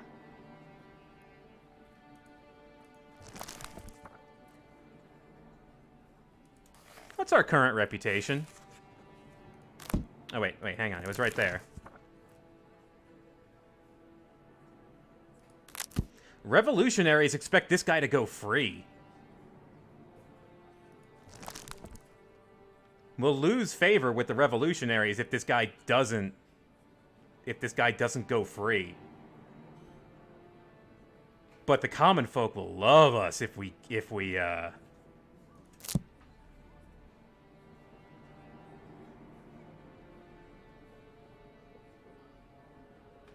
Right, if he has connections to Robespierre, his confidence to walk free isn't without reason. But if we just fucking kill him... What if we ran this trial a bit wrong? Well, not wrong, but maybe not as thorough as we could. What say you? Do you admit to selling spoiled produce? This has already been established by the inspectors. There is no need to go over the matter again. Answer the question. Yes and no, because I admit that such things have been reported at my stalls. No, because it was not my fault. Whose fault was it then? I cannot be held accountable for nature not creating all apples equal. Apples are not citizens of France. But you are the owner of this business, and you can be held accountable for the produce that you sell. I have never forced anyone to buy anything from me. So your customers consciously purchase spoiled food. They will buy carrots as black as coal if you lower the price by a few francs. But they still expect them to taste as though they were fresh out of the ground. He's insulting the people. Throw the scoundrel in chains. It seems your employees are rather prone to making mistakes. I would do everything myself if I could, but that is impossible. There was no one in Paris competent enough? You think so little of your fellow citizens. Well, most people are dolts. The very fact that I must defend myself in court attests to that. But did the defendant offer adequate instruction to his subordinates? I own a chain of grocery stalls, not a parish school for the dim-witted. He's insulting us! We have analyzed your ledgers and discovered that you have been violating legal price limits on a regular basis. Do you deny this accusation as well? These ledgers are kept by ordinary people who are prone to making mistakes. I will analyze them again and make proper amends. You're not at an administrative office, Citizen Blanchot. These ledgers in their current state are evidence for the court. Those are mere accounting errors, a zero or decimal put in the wrong place by mistake. It can all be explained. After all, are we not all friends of France here? Citizen Robespierre has just assured me that we are. Has Citizen Robespierre also assured you that you can get away with falsifying records? Of course not. So why did you mention him? Robespierre isn't a lackey of costermongers like him. Silence, or I will adjourn the proceedings. Have they bribed the judge as well? Well, the jury knows what it wants.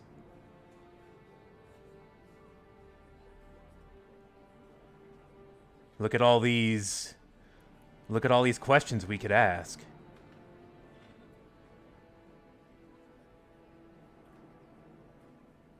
Nah. Did the defendant confess to the crime? Yes. Was her act counter-revolutionary in nature?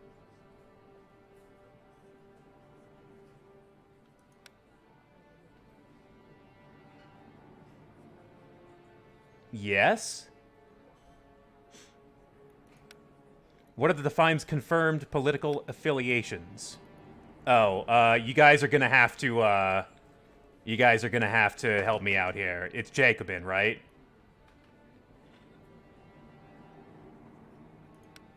What was the defendant's attitude towards the fines issued? Did he bribe the official? Right?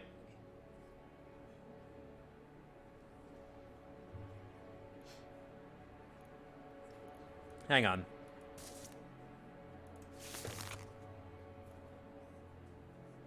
He's managed to get away with all of his shady dealings.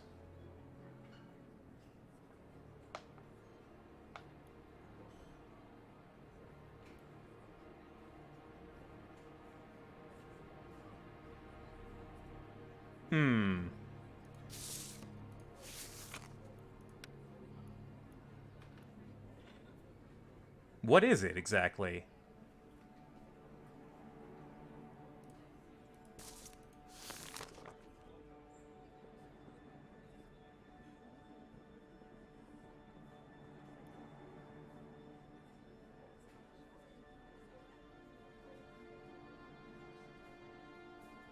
Oh, we didn't ask the question. This subject was not mentioned during the investigation. I see.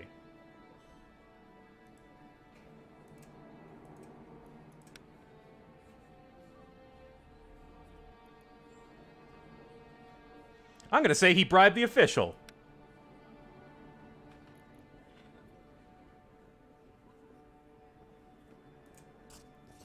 Fuck this guy. Verdict. The verdict is death.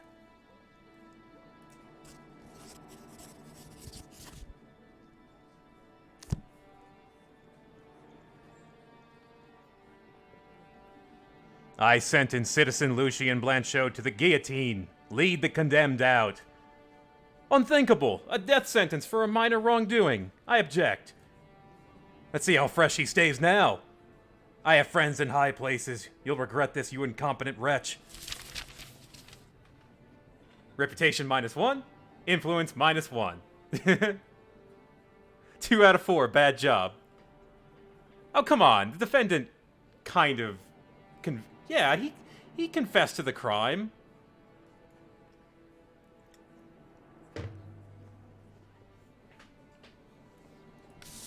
I guess that's not a confession. Bad official. Rumors are spreading about your careless approach to... oh shit, my reputation is falling. Seriously. But the common folk love me. I'm so loved.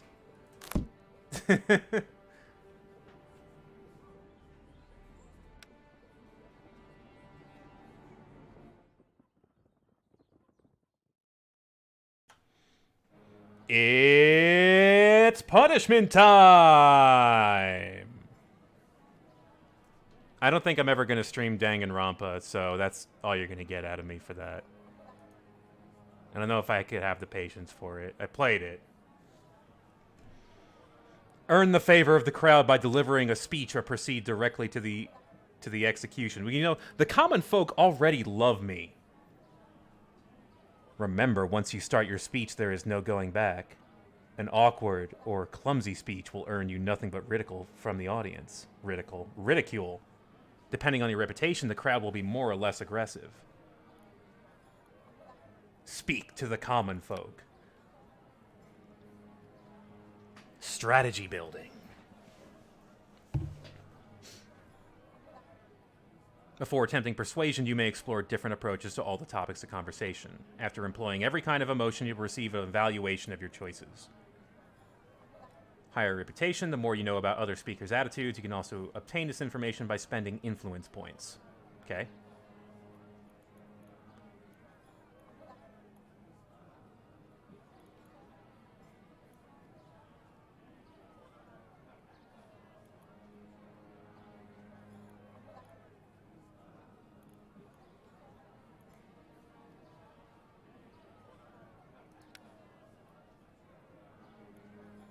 The crowd feels carefree, oversensitive, and attached.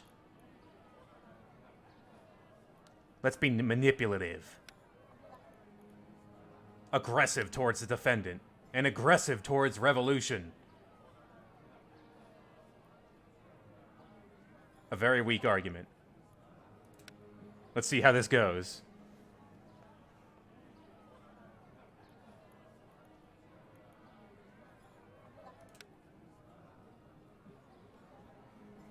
There are no shades of gray to crime, only guilt or innocence.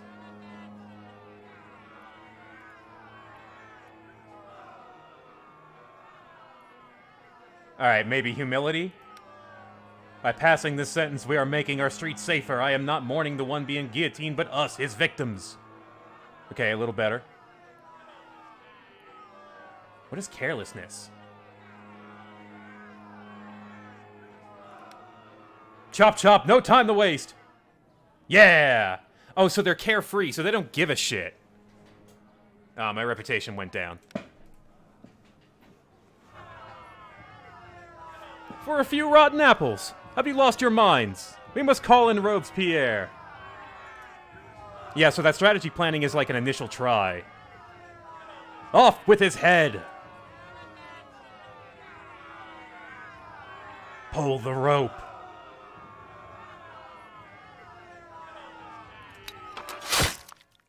Nice. Good sound.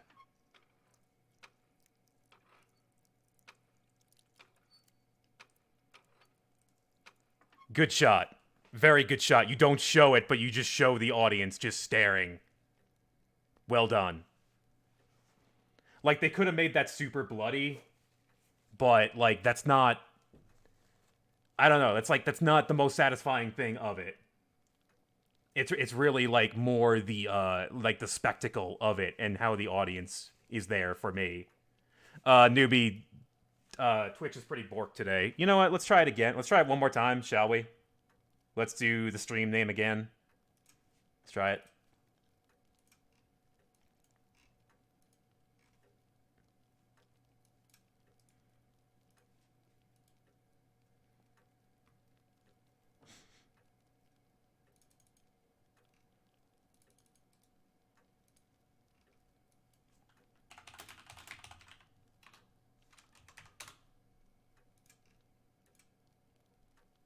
An error occurred.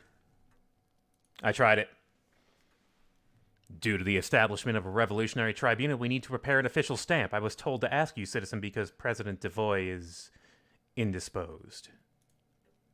How much did he drink? He was not able to say. Shall we?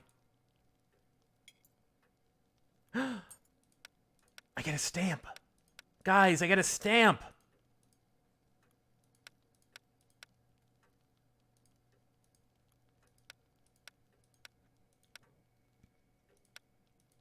Yeah, we can still have a bird, guys. Or snake. Snake with compass. Look at snake with compass. Or axe. Or owl with axe. These are good. A lot of these are good. Gavel.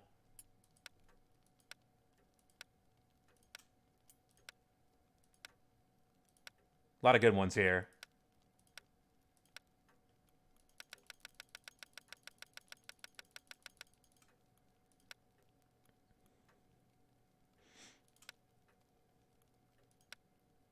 I kind of like the rooster.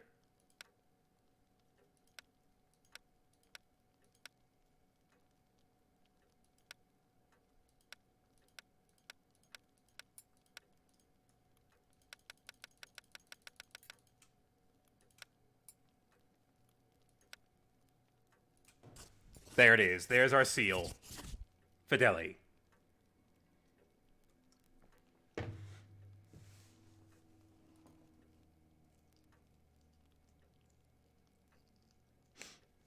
Relations with the family. Work on tomorrow's trial, political debate, an evening with grandfather, reading together, or an evening stroll. You take your family for an evening stroll around Paris. It will let your father stretch his old bones a little. He'll hate us for it, but you know what? Let's do that so we can improve our relations a bit with everyone. How about that? Or we can read together and leave out our son. Or he just won't like it. Oh, okay, I see people who are not involved here. Yeah. Okay, yeah, I like that. Let's go for a stroll.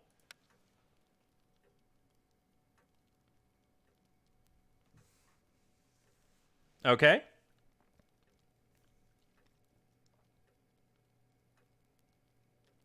Very good. Day 4.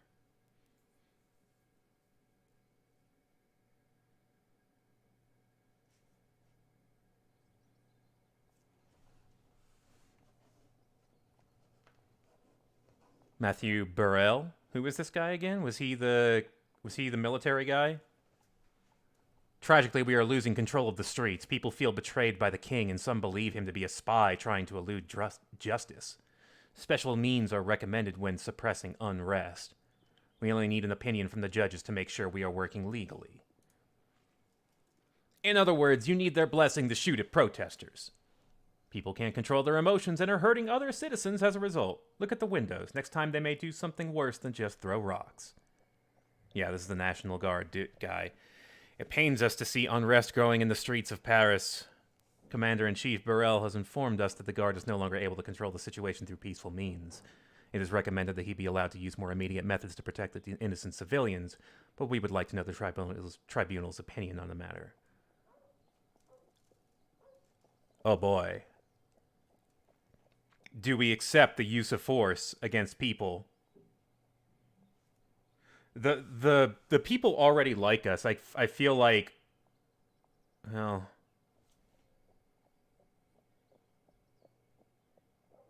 force. People want force. All right, people want force. I approve of greater freedom. Greater freedom. More freedom. More freedom is better.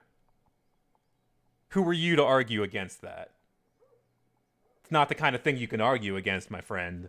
Sorry. More freedom is better.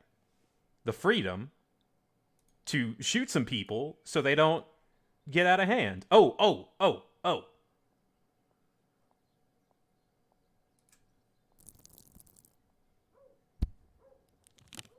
Nice.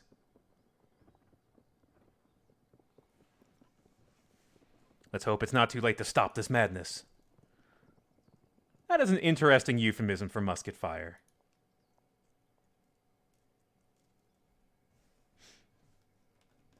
The mob wanted to act as both judge and jury again and hang people from the street lamps. Poor Pochard was almost hanged. Claude Pochard? Exactly, the beloved tutor of your Frederick. You had to dismiss him after the incident with the oath of the clergy, did you not? Frederick tells me from time to time that he misses his teacher.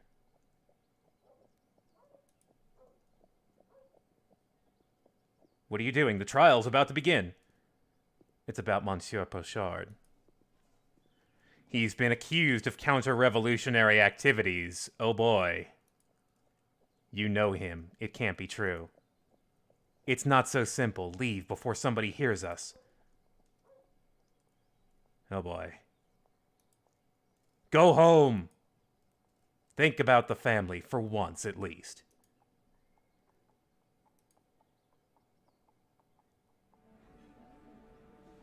All right. Let's look at our reputation first. Our reputation is great with the common folk and pretty poor with the revolutionaries. Our reputation is also at -8, which is pretty bad.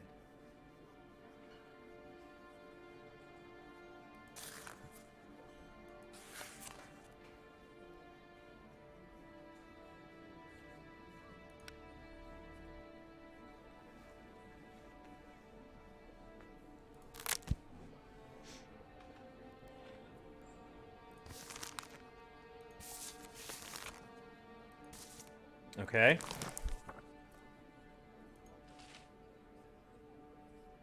Someone informed the Revolutionary Patrol that you might be an Austrian spy. Now they are keeping an eye on you.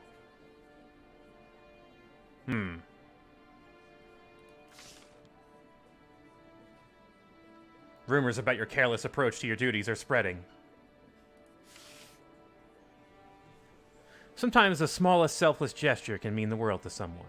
Alright, so we still have a bit of a boost.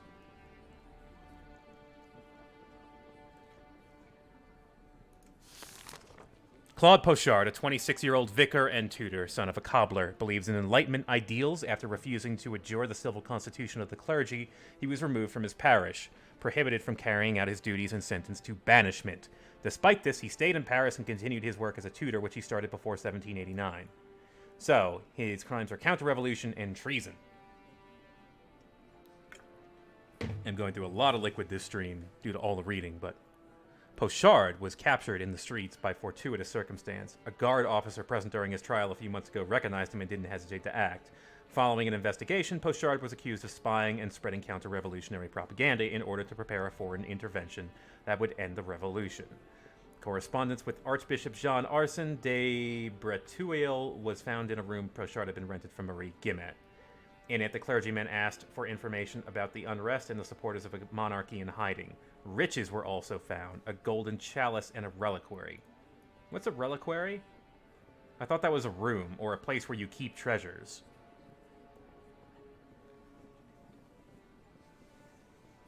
Moreover, the director of one of the orphanages Claude taught in testified that the tutor would question the law of the revolution in front of the students, stating that it was less important than the laws handed down by God. Evidence, a letter to Claude Pochard. Oh, it's a box you keep the saint stuff in, the holy stuff in. Right, yeah. Dear Claude, remember to stay strong in your faith and complete your duties with dignity. Tell me how our brothers in faith are doing, as well as the church in these desperate times. May God protect you, Jean Arson.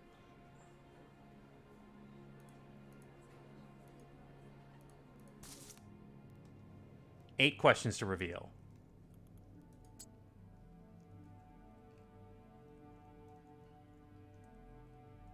No traps. Banishment is the course of events. Tutor is the course of events.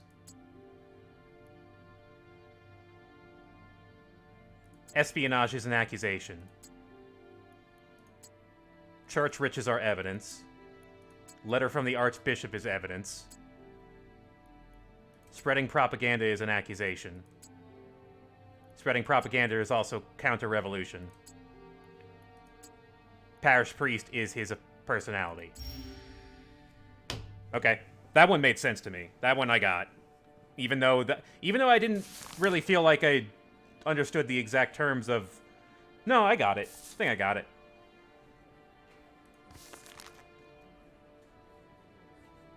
Following an investigation, Pochard was accused of spying and spreading counter-revolutionary propaganda in order to... Yeah. In order to prepare a foreign intervention. From where?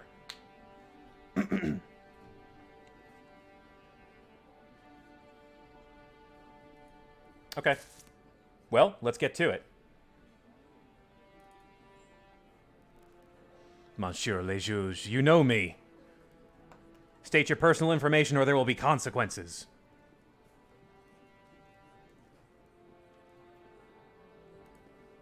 Claude Pochard.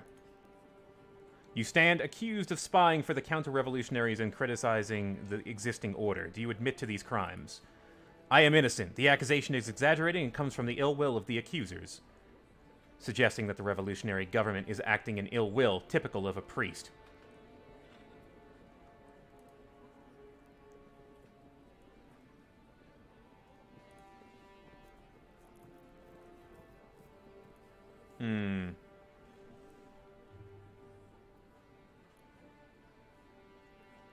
What do you teach?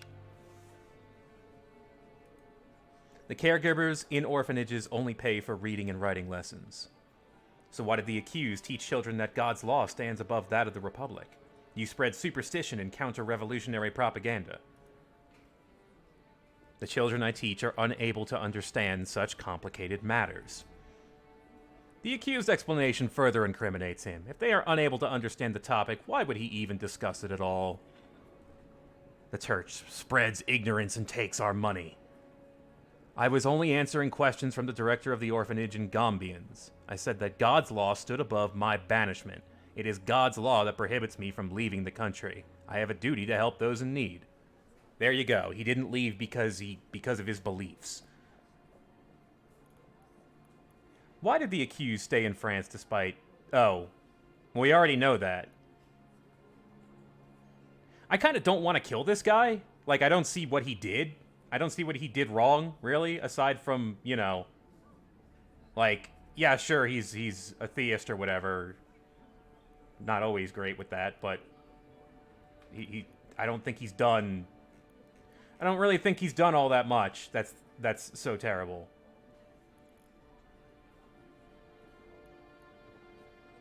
The revolution will hate me even more.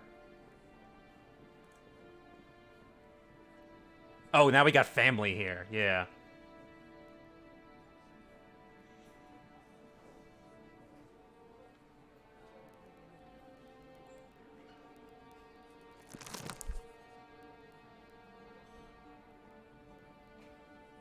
Well, whatever we do, let's try and do our job correctly this time. The accused travels extensively around the Paris department. To what end? Yeah, this is, like, you know, a pretty good moral choice here, it feels like. I teach wherever I can find students. Doing that requires time and effort, I admit. Is that why you received gold from your fellow conspirators abroad? He travels around France to spy on people. The only money I see comes from my students' caregivers. It is not at all immodest. So where did the riches found in your room come from? They were liturgical accoutrements. I saved them from the plunder of the church and compans. I would rather go hungry than sell them. Fanatic! Thief! Brigand! Peddler of superstition! Except the jury wants to let him go. Alright, let's see what the witness says.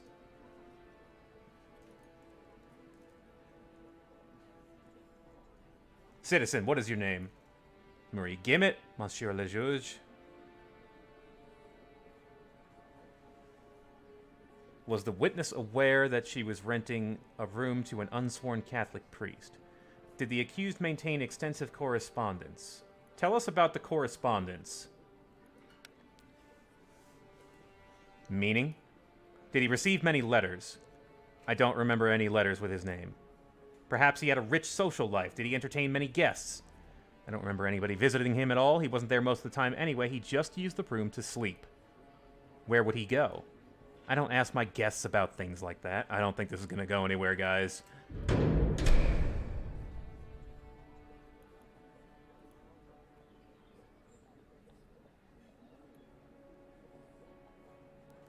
Did he ever criticize the revolution and its accomplishments?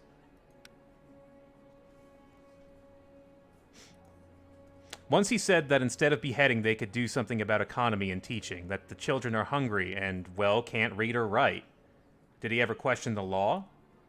Now that I think about it, maybe he did. One evening he complained that the law didn't work, that a smart person would send all the kids to school, by force if need be. Priests lectured our nation for 1,000 years and nothing good came of it.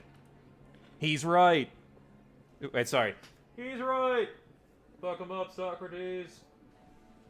They gave us hunger. They gave us nothing more than hunger and disease. It's funny when you see, like, it's like I'm seeing a priest kind of get really thrown through the ringer for seemingly not a whole lot. He kind of just wants to educate people and feed them. Like, that's what I'm getting from this guy, more than him being, you know, more than him being a revolutionary.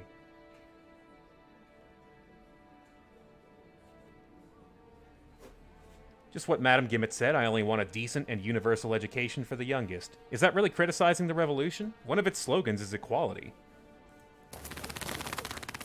We are straddling... Yeah, we are going back and forth between acquittal and imprisonment here.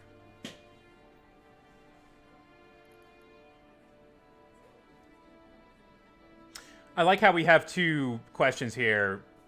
We can...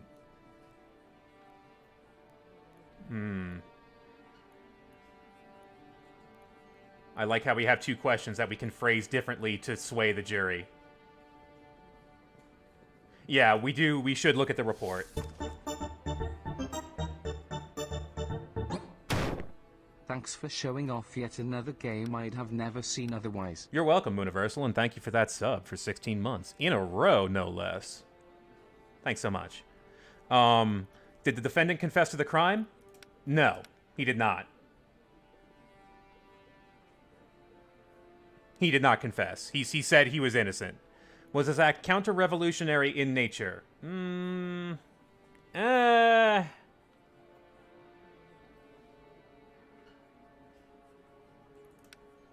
golden chalice and a reliquary. He talks of equality, so I mean, I don't think his act is counter-revolutionary. This feels more like an opinion question. Or maybe I don't understand the terms of the words in the during this, you know, the context of some of these words. What does counter-revolutionary really mean in this context? Like, the revolution opposed King Louis the 16th, correct?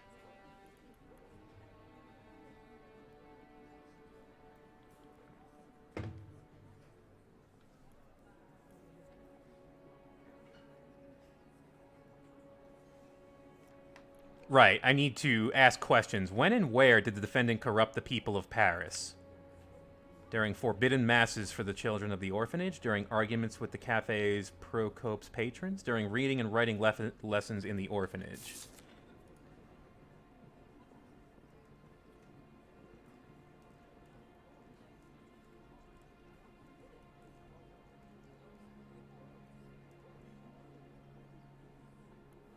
Reading and writing in the orphanage. Why did the accused continue teaching instead of leaving France? My duty is to help others. Your knowledge is Catholic propaganda. I prefer the term Catholic values. Yeah, that's, the jury was kind of like, whatever. All right, now I can, I'm leaning towards imprisonment here, even though this guy seems kind of innocent. Because maybe I need to please, I don't know, like, yeah, family, I know family, but, you know, let's see. Let's see here.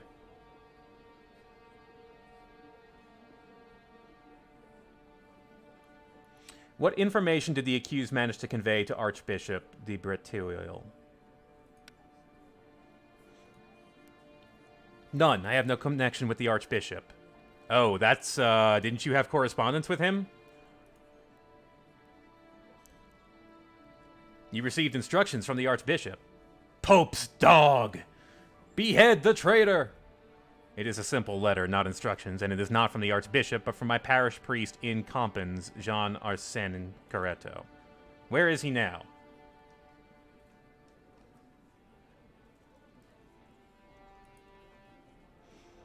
I know only that he planned to leave for Switzerland. He may have changed his mind. That's why I never thought to respond to the letter. What a coincidence. Archbishop de Breteuil currently resides in Switzerland. It is indeed a coincidence. Many clergymen reside in Switzerland. Who believes that? All right.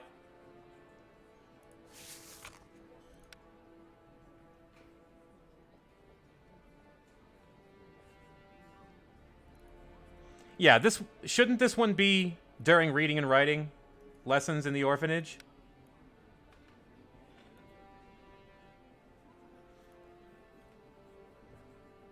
So, okay. Yeah. I mean, doesn't that contradict this, though? Or is this like an opinion question?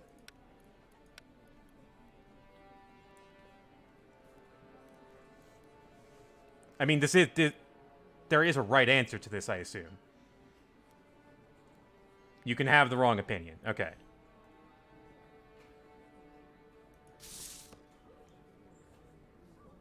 All right. Well then, the jury votes in favor of acquitting the defendant. They find him innocent. If I choose prison, the people will dislike me a bit, but the revolutionaries will like me a little more. Of course, we could just, you know, just fucking kill him and get a reputation bonus. But, you know, almost die. Of course, our family... Oh, man. Look at... No! Look at it. No, it's terrible. Look at this. Does our family really need to love us that much? Do we really want to love our family? Chat, what do you think? Prison or acquittal? I know what Discard thinks.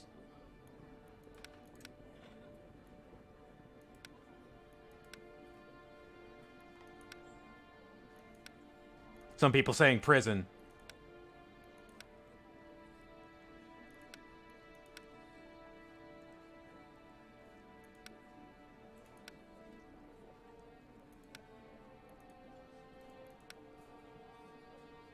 Right, if you're gonna go prison, I'll ask another question. I think maybe we'll go, I'll take the hit. We'll go for the low reputation, but we'll do our job.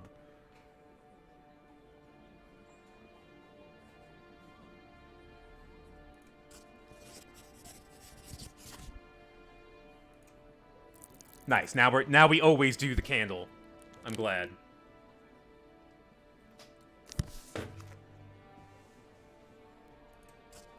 Sign our name.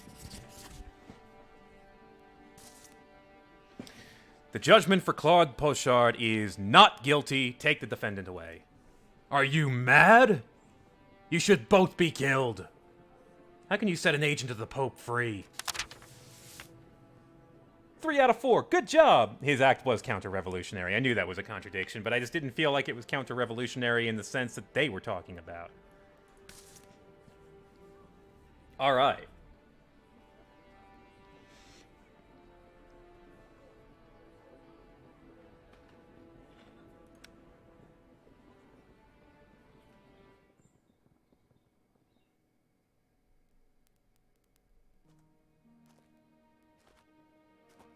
Oh, we got an influence point. Nice.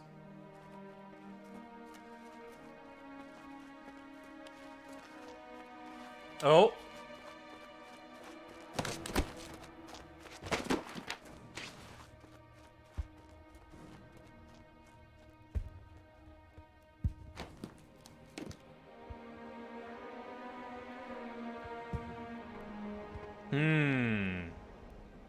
Is that Jacques? Or is that the king?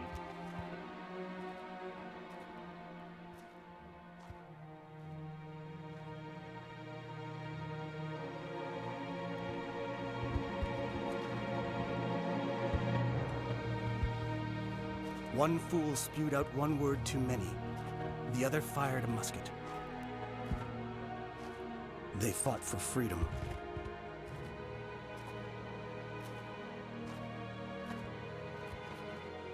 Each for their own. That man. Hard to forget. He asked me if I'd seen his wife. He found his son. The freedom we borrowed from the wealthy and the noble. We believed it was worth the price. He was judged by people long devoid of their freedom. The only things they knew were dust and sweat. And anger.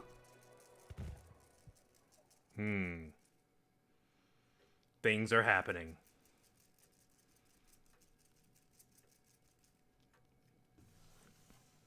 I'm sorry, during that cutscene, I spilled a thing and I need to clean this up.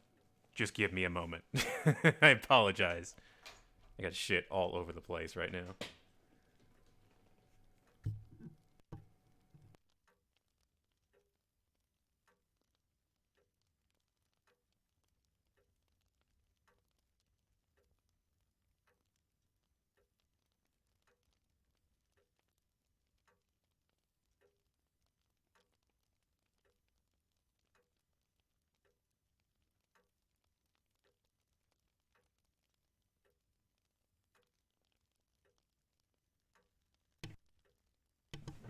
Okay. We made a nice profit. There was a chance of prosperity. Oh, this is the father. Grandpa. Why would the Renard family want to take over your shop, Grandpa? 'Cause they're jerks! Oh, for profit and power, it's always the same. It's no different in these times. Today is about equality, so that not only the aristocrats can live with dignity. Grow up, boy. I only saw the truth when they attempted to sentence my son, your uncle, to death. It suddenly dawned on me that the only things that mattered were the power I never had and the connections I never cared for. You wanted to be righteous while the injustice spread like a plague. You should not be sorry for that. I am not, but I would rather your brother live so that I still had 2 sons. You have a brother, Daddy? Where is he? He died a long time ago before you were born. During the incident. Why did he die? Do not talk so much while eating. Your uncle went to war and died in battle. Your generation will soon realize the extent of the damage we inflicted upon the world in the past. In the past, decent people like Pochard never had to worry about courts or tribunals, but now... Do you even consider the possibility that Pochard was guilty? No, not Mr. Pochard. He was no guiltier than any of us. Son, keep an eye on the Renards. Influence of our actions in court. Our family likes us.